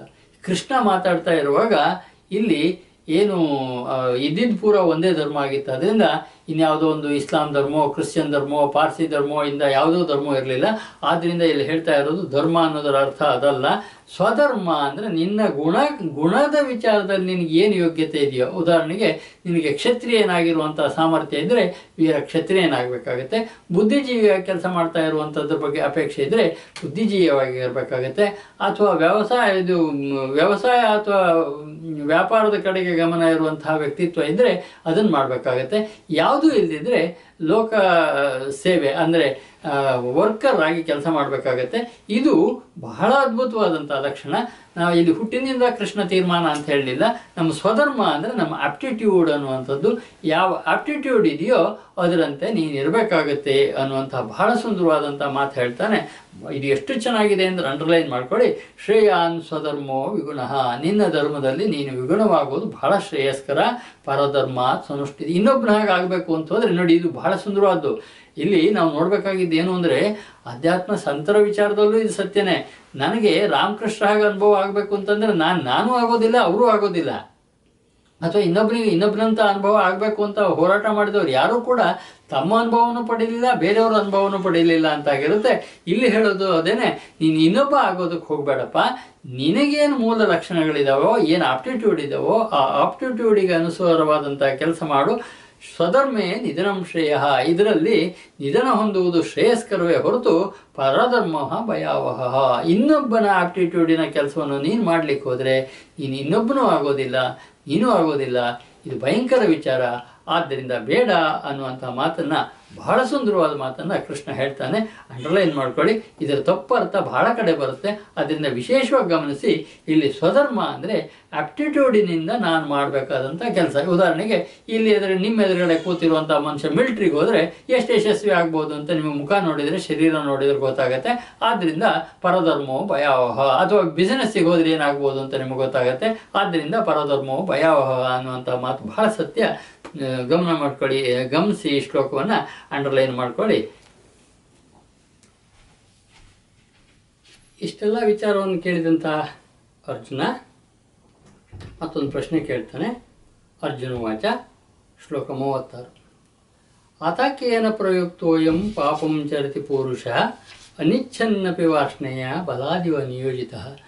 ಎಂಥ ಸುಂದರವಾಗಿರುತ್ತೆ ಅರ್ಜುನ್ ಪ್ರಶ್ನೆಗಳು ಅಂತಂದರೆ, ನಾವು ಅನೇಕ ಸಾರಿ ಬಲಾತ್ಕಾರದಿಂದ ಪಾಪ ಮಾಡಿಬಿಡ್ತೀವಲ್ಲ, ಯಾಕೆ ಮಾಡ್ತೀವಿ ಅಂತ. ಅದಕ್ಕೇನ ಪ್ರಯುಕ್ತೋಯಂ, ಯಾವ ಕಾರಣದಿಂದ ಪಾಪಂ ಚರತಿ ಪುರುಷ, ಮನುಷ್ಯ ಪಾಪ ಮಾಡ್ತಾನೆ.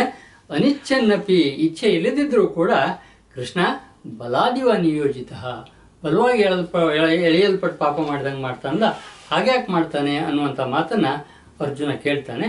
ಅರ್ಜುನಿಗೆ ಕೃಷ್ಣ ಉತ್ತರ ಕೊಡ್ತಾನೆ. ಶ್ರೀ ಭಗವಾನ್ ವಾಚ 37. ಕಾಮಯೇಷ ಕ್ರೋಧ ಏಷ ರಜೋ ಗುಣಸಮುದ್ಭವ ಮಹಾಶನೋ ಮಹಾಪಾಪ್ಮ ವಿದ್ಯೇನಮಿಹ ವೈರಿಣಂ. ಇದರ ಪಾಪ ಮಾಡುವಂಥ ಸ್ಥಿತಿ ಯಾಕೆ ಬರುತ್ತೆ ಅನ್ನೋದಕ್ಕೆ ಕೃಷ್ಣ ವಿವರಣೆ ಕೊಡ್ತಾನೆ. ಇದು ರಜೋಗುಣದಿಂದ ಉಂಟಾದಂಥ ಕಾಮಕ್ರೋಧ ಅಂತ. ಕಾಮಕ್ರೋಧ ಅಂದರೆ ಇಲ್ಲಿ ಒಂದು ತಮಾಷೆ ಇದೆ. ಕಾಮವನ್ನು ಪೂರೈಸಿ ಸಾಕು ಅಂತ ಮಾಡೋಕೆ ಬರೋದಿಲ್ಲ ಅಂತ. ಯಯಾತಿ ಕತೆ ಬರುತ್ತೆ ಭಾಗವತದಲ್ಲಿ. ಯಯಾತಿಗೆ ಸ್ತ್ರೀ ಸುಖದ ಆಸೆ ಎಷ್ಟಿತ್ತು ಅಂತಂದರೆ, ಅವನ ವಯಸ್ಸು ಮುಗಿದ ನಂತರ ಇನ್ನೂ ಸುಖದ ಅಪೇಕ್ಷೆ ಇತ್ತು, ಶರೀರ ಪೂರ್ವಕವಾಗಲಿಲ್ಲ ಅಂತಂದ್ಬಿಟ್ಟು ಮಗನ ಯೌವನವನ್ನು ಕೇಳ್ಕೊಳ್ತಾನೆ. ಮಗ ಅಪ್ಪನಿಗೆ ಕೇಳ್ತಾನಲ್ಲ ಅಂತ ಕೊಟ್ಬಿಡ್ತಾನೆ ಯೌವನವನ್ನು, ಆದರೂ ಕೂಡ ಪೂರೈಸುವುದಿಲ್ಲ ಅಂತ ಕತೆ ಬರುತ್ತಾದ್ರಿಂದ ಇಲ್ಲಿ ಅದು ಕಾಮ ಅನ್ನೋದನ್ನು ಪೂರೈಸಿ ಅದನ್ನು ಮುಗೀತು ಅಂತ ಮಾಡೋಕೆ ಬರೋದಿಲ್ಲ. ಎಲ್ಲೋ ಒಂದು ಕಡೆ ಅದ್ರ ಮೇಲೆ ನಿಯಂತ್ರಣ ಮಾಡಬೇಕು ಅನ್ನುವಂಥ ಮಾತು ಬರುತ್ತೆ. ಬಹಳ ಸುಂದರವಾದ ನೋಡಿ. ರಜೋಗುಣದಿಂದ ಉತ್ಪನ್ನವಾದ ಈ ಕಾಮವೇ ಕ್ರೋಧವಾಗಿದೆ. ಇದು ಬಹಳ ತಿನ್ನುವಂಥದ್ದು, ಅಂದರೆ ಎಷ್ಟಿದ್ರೂ ಸಾಲದು ಅನ್ನುವಂಥದ್ದು. ಅಂದರೆ ಭೋಗಗಳಿಂದ ಎಂದೂ ತೃಪ್ತವಾಗದ ಈ ಮಹಾಪಾಪಿ, ಇದನ್ನು ಮಹಾಪಾಪಿ ಅಂತ ಕರೀತಾನೆ ಕೃಷ್ಣ ಈ ಆಸೆಗಳನ್ನು. ಇದನ್ನೇ ಈ ವಿಷಯದಲ್ಲಿ ವೈರಿ ಎಂದು ತಿಳಿ. ಅಂದರೆ ಇದು ವೈರಿ ಅಂದರೆ ಈ ಥರ ತೃಪ್ತಿಪಡಿಸಲಾಗದ ಆಸೆಯನ್ನು ನಿಯಂತ್ರಿಸೋದಕ್ಕೆ ಮನಸ್ಸು ತೀರ್ಮಾನ ಮಾಡಬೇಕು ಹೊರತು ಮುಗಿಸಿ ಈ ಆಸೆಯನ್ನು ಮುಗಿಸ್ತೀನಿ ಅಂತ ತೀರ್ಮಾನಕ್ಕೆ ಬರೋದಿಲ್ಲ ಅನ್ನುವಂಥ ಮಾತನ್ನು ಹೇಳ್ತಾ ಇರೋದು ಬಹಳ ಎತ್ತರದ ಮಾತು ಕೃಷ್ಣ ಹೇಳ್ತಾ ಇರೋದು. ಅಗತ್ಯ ಇದ್ದರೆ ಅಂಡರ್ಲೈನ್ ಮಾಡ್ಕೊಳ್ಳಿ. ಮುಂದಕ್ಕೆ ಹೋಗೋಣ.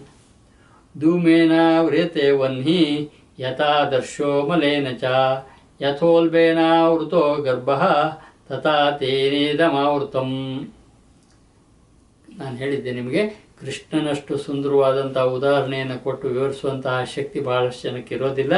ಹೊಗೆಯಿಂದ ಬೆಂಕಿ, ಕೊಳೆಯಿಂದ ಕನ್ನಡಿ, ಜರಾಯು ಎಂಬ ಪರೆಯಿಂದ ಗರ್ಭವು ಹೇಗೆ ಮುಚ್ಚಿರುತ್ತದೆಯೋ ಹಾಗೆಯೇ ಕಾಮದ ಮೂಲಕ ಜ್ಞಾನವು ಮುಚ್ಚಿರುತ್ತದೆ. ಇಷ್ಟೇ, ಕಾಮದ ಮೂಲಕ ಜ್ಞಾನ ಮುಚ್ಚಿದೆ.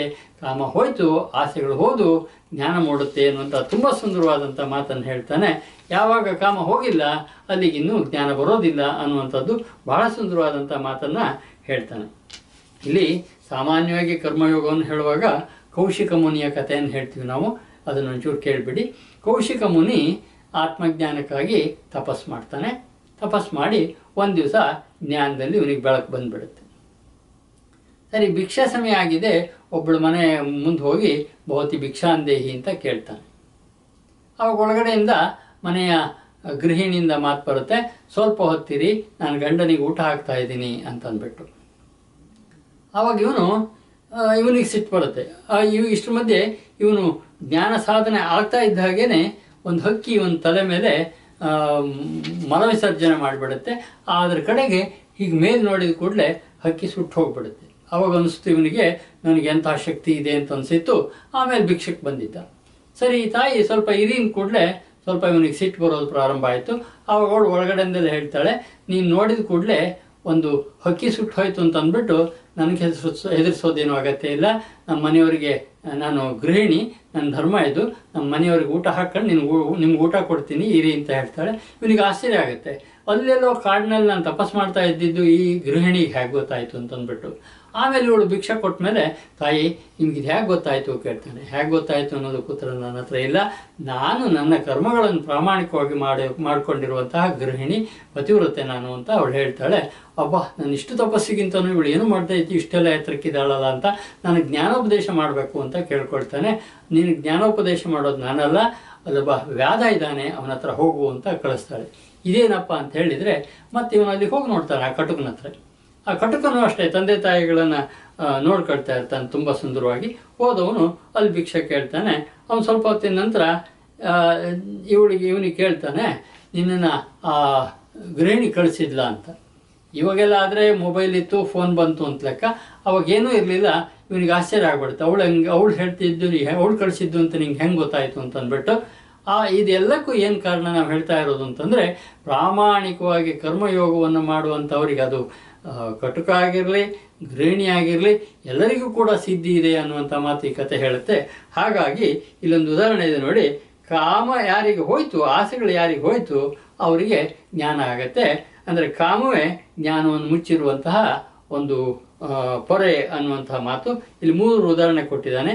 ಬೆಂಕಿ ಹೊಗೆಯಿಂದ, ಕೊಳೆಯಿಂದ ಕನ್ನಡಿ, ಜರ ಅನ್ನುವ ಪೊರೆಯಿಂದ ಗರ್ಭ ಹೇಗೆ ಮುಚ್ಚಿರುತ್ತೋ ಅದೇ ರೀತಿಯಾಗಿ ಕಾಮದ ಮೂಲಕವೂ ಜ್ಞಾನವು ಮುಚ್ಚಿರುತ್ತದೆ. ಕಾಮ ಹೋಯಿತು ಅಂದರೆ ಜ್ಞಾನ ಉದಯ ಆಗುತ್ತೆ ಅನ್ನುವಂಥ ಮಾತು ತುಂಬ ಸುಂದರವಾದ್ದು. ಮುಂದಕ್ಕೆ ಹೋಗೋಣ. 39. ಆವತಂ ಜ್ಞಾನಮೇತೇನ ಜ್ಞಾನಿನೋ ನಿತ್ಯವೈರಿಣ ಕಾಮರೂಪೇಣ ಕೌಂತೆಯ ದುಷ್ಪೂರೇಣ ಅನಲೇನ ಚ. ಎಂದಿಗೂ ತೃಪ್ತಿಯಾಗದಿರುವ ಈ ಕಾಮರೂಪಿ ಅಗ್ನಿಯು ಜ್ಞಾನಿಗಳ ನಿತ್ಯವೈರಿ. ಸೊ ಇದೇ ಜ್ಞಾನಿಗಳ ವೈರಿ. ಅದು ಮನುಷ್ಯನ ಜ್ಞಾನವನ್ನು ಮುಚ್ಚಿಬಿಡುತ್ತದೆ. ಮತ್ತೊಂದು ಸಾರಿ ಅದನ್ನು ಯಾಕೆ ಹೇಳಬೇಕಾಯ್ತು ಅಂತಂದರೆ, ಇದು ಎಷ್ಟು ಪ್ರಧಾನವಾದಂಥ ವಿಷಯ ಅಂದರೆ, ಆಸೆಗಳನ್ನು ತೃಪ್ತಿಪಡಿಸಿ ಮುಗಿಸೋಕೆ ಬರೋದಿಲ್ಲ, ಅದರ ಮೇಲೆ ಜ್ಞಾನವನ್ನು ಪಡೆದು ನಿಲ್ಲಿಸಬೇಕಾಗತ್ತೆ ಅನ್ನುವಂಥದ್ದು. ಇದಿಷ್ಟೇ ಅನ್ನುವಂಥ ಅಂಶವನ್ನು ಮನಗಾಣಲೇಬೇಕಾಗತ್ತೆ, ಎಲ್ಲೋ ಒಂದು ಕಡೆ ಬಿಡಬೇಕಾಗತ್ತೆ ಅನ್ನುವಂಥ ಮಾತನ್ನು ಕೃಷ್ಣ ಹೇಳ್ತಾ ಇದ್ದಾನೆ. ತುಂಬ ಸುಂದರವಾದಂಥ ಮಾತು, ಅಂಡರ್ಲೈನ್ ಮಾಡ್ಕೊಳ್ಳಿ. ಮುಂದಕ್ಕೆ ಹೋಗೋಣ. ಇಂದ್ರಿಯಾಣಿ ಮನೋಬುದ್ಧಿ ಅಸ್ಯಾಧಿಷ್ಠಾನ ಮುಚ್ಯತೆ ಏತೈರ್ವಿಮೋಹಯತ್ಯೇಷ ಜ್ಞಾನಮಾವೃತ್ಯ ದೇಹಿನಂ. ಇದು ಹೇಗೆ ಇದೆ ಅಂದರೆ, ಇಂದ್ರಿಯಗಳು, ಮನಸ್ಸು, ಬುದ್ಧಿ ಇದರ ವಾಸಸ್ಥಾನ. ಕಾಮದ ವಾಸಸ್ಥಾನ ಎಲ್ಲಪ್ಪ, ಆಸೆಗಳ ವಾಸಸ್ಥಾನ ಎಲ್ಲಿ ಅಂದರೆ ಇಂದ್ರಿಯಗಳು, ಮನಸ್ಸು ಮತ್ತು ಬುದ್ಧಿಗಳಲ್ಲಿ ಇದರ ವಾಸಸ್ಥಾನ. ಈ ಕಾಮವು ಮನಸ್ಸು, ಬುದ್ಧಿ, ಇಂದ್ರಿಯಗಳ ಮೂಲಕ ಜ್ಞಾನವನ್ನು ಮುಚ್ಚಿಬಿಡುತ್ತದೆ. ಈ ಆಸೆಗಳೇ ನಮ್ಮ ಜ್ಞಾನವನ್ನು ಮುಚ್ಚುವಂತಹ ಕೊಳೆಗಳು ಅನ್ನುವಂಥದ್ದು. ಹಂಗೆ ಮುಚ್ಚಿ ಜೀವಾತ್ಮನನ್ನು ಮೋಹಗೊಳಿಸುತ್ತದೆ. ಹಾಗಾಗಿ ಜೀವಾತ್ಮ ಮೋಹಕ್ಕೊಳಗಾಗ್ತಾನೆ ಅಂತನ್ನುವಂಥದ್ದು ಎಂಥ ಸುಂದರವಾಗಿದೆ ನೋಡಿ. ಕತ್ಲು ಅಂದರೆ ಬೆಳಕಿನ ಅಭಾವ ಅಷ್ಟೇ. ಒಂದು ದೀಪ ಹಚ್ಚಿಬಿಟ್ರೆ ಕತ್ಲು ಅನ್ನೋದು ಇರೋದೇ ಇಲ್ಲ. ಕತ್ಲು ಅನ್ನೋದು ನಿಜವಾಗೂ ಇಲ್ಲದೆ ಇರುವಂಥದ್ದು. ಅಲ್ಲಿ ಏನಿಲ್ಲ ಅಂದರೆ ಬೆಳಕಿಲ್ಲ ಅಂತ. ಕಾಮ ಹೋಯ್ತು ಅಂದರೆ ಬೆಳಕು ಬಂತು. ಬೆಳಕು ಬರೋದು ಅನ್ನೋದೊಂದು ಸ್ಥಿತಿ ಇಲ್ಲ. ಇದು ಹೋದಾಗಲೇ ಬೆಳಕಿರುವಂಥದ್ದು ಅಂತ ಬಹಳ ಎತ್ತರದ ಅನುಭವ ಇದು. ಹಾಗಾಗಿ ಬಹಳ ಸುಂದರವಾದಂಥ ಶ್ಲೋಕ ಇದು ಕೂಡ. ತಸ್ಮಾತ್ ತ್ವಮಿಂದ್ರಿಯಣ್ಯಾದೌ ನಿಯಮ್ಯ ಭರತರ್ಷಭ ಪಾಪ್ಮಾನಂ ಪ್ರಜೇಹೇನಂ ಜ್ಞಾನ ವಿಜ್ಞಾನ ನಾಶಿನಂ. ಆದ ಕಾರಣ ಅರ್ಜುನ, ನೀನು ಮೊದಲು ಇಂದ್ರಿಯಗಳನ್ನು ವಶಪಡಿಸಿಕೋ. ಬಹಳ ಸುಂದರವಾದಂಥ ಮಾತು. ಯುದ್ಧರಂಗದಲ್ಲೂ ಕೂಡ ಅಷ್ಟೇ. ಇವನಿಗೆ ಉದ್ವೇಗದಿಂದ ಹೊರಗಡೆ ಬರಬೇಕು ಅಂತಂದರೆ ಇಂದ್ರಿಯಗಳನ್ನು ವಶಪಡಿಸ್ಕೋಬೇಕು, ಮನಸ್ಸನ್ನು ವಶಪಡಿಸ್ಕೋಬೇಕು. ಮತ್ತು ಜ್ಞಾನ ವಿಜ್ಞಾನವನ್ನು ನಾಶಪಡಿಸುವ ಮಹಾಪಾಪಿಯಾದ ಕಾಮವನ್ನು ಅವಶ್ಯಕವಾಗಿ ಬಲಪೂರ್ವಕವಾಗಿ ನಿರ್ಮೂಲನೆ ಮಾಡುವ ಅಂತ ಹೇಳ್ತಾನೆ. ಬಲಪೂರ್ವಕವಾಗಿ ಬಿಟ್ಬಿಡು ಅಂತ ಹೇಳ್ತಾನೆ. ಇದಕ್ಕೆ ಎಲ್ಲೋ ಒಂದು ಕಡೆ ಜಾಗ್ರತೆ ಆದರೆ ಮಾತ್ರ ನಾವು ಇದನ್ನು ಬಿಡೋಕೆ ಬರುತ್ತೆ. ಇಲ್ದಿದ್ರೆ ಕೊನೆಯವರೆಗೂ ಕೂಡ ನಾನು ಕೇಳಿದ್ದೀನಿ, ಎಷ್ಟೋ ಜನ ಹೋಗುವ ಸಂದರ್ಭದಲ್ಲೂ ಸಹ ತಲದಿಂಬಿನ ಅಡಿಗೆ ಕೈ ಹಾಕ್ಕೊಂಡು ದುಡ್ಡು ಹುಡುಕ್ತಾ ಹೋಗ್ಬಿಟ್ರು ಅವರು ಅಂತ ಅಂದ್ಬಿಟ್ಟು ಆಸೆ ಹೋಗೋದೇ ಇಲ್ಲ. ಆ ಆಸೆ ಯಾವುದ್ರದ್ದು ಆಗಿರ್ಬೋದು, ಆಸ್ತಿದಾಗಿರ್ಬೋದು, ಹಣದ್ದಾಗಿರ್ಬೋದು, ಅಥವಾ ಸುಖದ್ದಾಗಿರ್ಬೋದು, ಯಾವುದೇ ಇದನ್ನು ನಾವು ಅದರ ಮೇಲೆ ವಿಶ್ವಾಸಪೂರ್ವಕವಾಗಿ ಅದನ್ನು ಇದಿಷ್ಟೇ ಎನ್ನುವಂಥದ್ದನ್ನು ಜ್ಞಾನದಿಂದ ತಿಳ್ಕೊಂಡು ಮಾತ್ರ ಬಿಡುಗಡೆ ಪಡ್ಬೋದೇ ಹೊರತು ಅದನ್ನು ಮುಗಿಸ್ಬಿಡ್ತೀನಿ ಅಂತ ಹೇಳುವಂಥದ್ದು ತೃಪ್ತಿಯ ಪಾಯಿಂಟ್ ಇಲ್ಲ ಅನ್ನುವಂಥ ಮಾತನ್ನು ಇಲ್ಲಿ ಹೇಳ್ತಾನೆ. ಭಾಳ ಸುಂದರವಾದಂಥ ಶ್ಲೋಕ. ಮುಂದಕ್ಕೆ ಹೋಗೋಣ. 42. ಇಂದ್ರಿಯಾಣಿ ಪರಣ್ಯಾಹು ಇಂದ್ರಿಯೇಭ್ಯ ಪರಂ ಮನಃ ಮನಸಸ್ತು ಪರ ಬುದ್ಧಿ ಯೋ ಬುದ್ಧೇ ಪರಸಸ್ತು ಸಹ. ಇವು ಹಂತ ಹಂತವಾಗಿ ಹೇಗೆ ಅಂತ ಹೇಳ್ತಾ ಇದ್ದಾನೆ ಕೃಷ್ಣ. ಇಂದ್ರಿಯಗಳು ಶ್ರೇಷ್ಠ, ಬಲಶಾಲಿ ಮತ್ತು ಸೂಕ್ಷ್ಮ ಎಂದು ಹೇಳುತ್ತಾರೆ. ಇಂದ್ರಿಯಗಳೇ ಬಲಶಾಲಿಗಳು ಶ್ರೇಷ್ಠ ಮತ್ತು ಸೂಕ್ಷ್ಮ. ಇವಕ್ಕೆ ಇಂದ್ರಿಯಗಳಿಗಿಂತ ಶ್ರೇಷ್ಠವಾದದ್ದು ಮನಸ್ಸು. ಇಂದ್ರಿಯಗಳಿಗಿಂತ ಶ್ರೇಷ್ಠವಾದ ಯಾವುದು ಅಂದರೆ ಎರಡನೇದು ಮನಸ್ಸು. ಮನಸ್ಸಿಗಿಂತಲೂ ಶ್ರೇಷ್ಠವಾದದ್ದು ಬುದ್ಧಿ. ಯಾವುದು ಬುದ್ಧಿಗಿಂತಲೂ ಶ್ರೇಷ್ಠವಾದದಿದೆಯೋ, ಅದಕ್ಕಿಂತ ಹಿಂದಿನದಿದೆಯೋ ಅದನ್ನು ಆತ್ಮ ಅಂತ ಹೇಳ್ತಾನೆ. ನೋಡಿ, ತುಂಬ ಸುಂದರವಾಗಿ ಆತ್ಮನ ಕಡೆಗೆ ಹೋಗ್ತಾ ಇದ್ದೀವಿ ನಾವು. ಮೊದಲು ಇಂದ್ರಿಯಗಳು, ಅದಾದ್ಮೇಲೆ ಅಂತ ಮನಸ್ಸು, ಅದಾದ್ಮೇಲೆ ಬುದ್ಧಿ. ಇಲ್ಲಿ ಮನೋಬುದ್ಧಿ ಅಹಂಕಾರ ಚಿತ್ತಾನಿ ನಾಹಂ ಅಂತ ಶಾಸ್ತ್ರಗಳಲ್ಲಿ ಮನಸ್ಸು, ಬುದ್ಧಿ, ಚಿತ್ತ, ಅಹಂಕಾರ ಅಂತ ಮನಸ್ಸಿನ ಅನೇಕ ಹಂತಗಳನ್ನು ಹೇಳ್ತಾರೆ. ಆ ಹಂತಗಳನ್ನು ಇಲ್ಲಿಯೂ ಕೂಡ ಕೃಷ್ಣ ಬಳಸ್ತಾ ಇದ್ದಾನೆ. ನೋಡಿ, ಫಸ್ಟ್ ಇಂದ್ರಿಯಗಳು, ಅದಾದ್ಮೇಲೆ ಮನಸ್ಸು, ಅದಾದ್ಮೇಲೆ ಬುದ್ಧಿ, ಅದಾದ್ಮೇಲೆ ಅದಕ್ಕಿಂತ ಶ್ರೇಷ್ಠವಾದ್ದು ಆತ್ಮ ಅಂತ ಹೇಳ್ತಾನೆ ಕೃಷ್ಣ. ಬಹಳ ಸುಂದರವಾಗಿ ಹಂತವಾಗಿ ವಿವರಣೆ ಮಾಡಿದ್ದಾನೆ.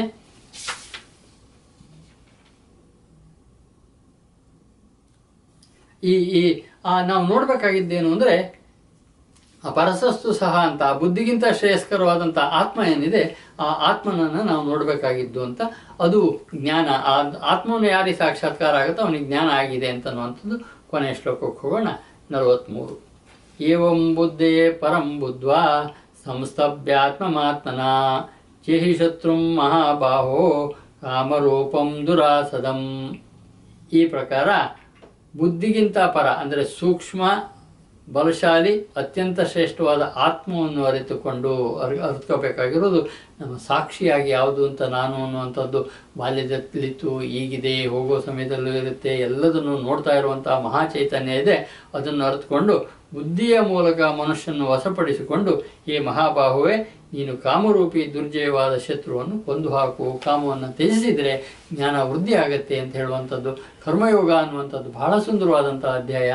ನೀ ಕರ್ಮ ಮಾಡಬೇಕು, ಹೇಗೆ ಮಾಡಬೇಕು ಅನ್ನುವಂಥ ವಿಚಾರವನ್ನು ತುಂಬ ಸುಂದರವಾಗಿ ಹೇಳಿದ್ದಾನೆ. ಅಲ್ಲಿಗೆ 3ನೇ ಅಧ್ಯಾಯ ಮುಗಿಯುತ್ತೆ. ಅದು ಓಂ ತತ್ಸದಿತಿ ಶ್ರೀಮದ್ ಭಗವದ್ಗೀತಾಸು ಉಪನಿಷತ್ಸು ಬ್ರಹ್ಮವಿದ್ಯಾಯಾಂ ಯೋಗಶಾಸ್ತ್ರೆ ಕೃಷ್ಣಾರ್ಜುನ ಸಂವಾದೆ ಕರ್ಮಯೋಗೋ ನಾಮ ತೃತೀಯೋಧ್ಯಾಯ. ಅಲ್ಲಿಗೆ ಇದನ್ನು ಮತ್ತೊಂದು ಸರಿ ವಿವರಣೆ ಕೊಡೋದು ಬೇಡ, ನಿಮಗೆಲ್ಲರಿಗೂ ಗೊತ್ತಾಗಿದೆ. ತತ್ಸತ್ ಅಂದರೆ ಅದು ಸತ್ಯ, ಪರಮಾತ್ಮ ಮಾತ್ರ ಸತ್ಯ ಅಂತ. ಇದು ಉಪನಿಷತ್ ಹೌದು, ಬ್ರಹ್ಮವಿದ್ಯೆ ಹೌದು, ಯೋಗಶಾಸ್ತ್ರವೂ ಹೌದು. ಕರ್ಮಯೋಗ ಅನ್ನೋದು ಈ ಅಧ್ಯಾಯದ ಹೆಸರು. ಇಲ್ಲಿಗೆ ಈ ಅಧ್ಯಾಯ ಮುಗಿಯುತ್ತೆ. ಓಂ ತತ್ಸತ್. ಹರಿ ಓಂ ತತ್ಸತ್. ಸರ್ವಂ ಶ್ರೀ ಕೃಷ್ಣ ಅರ್ಪಣಮಸ್ತು.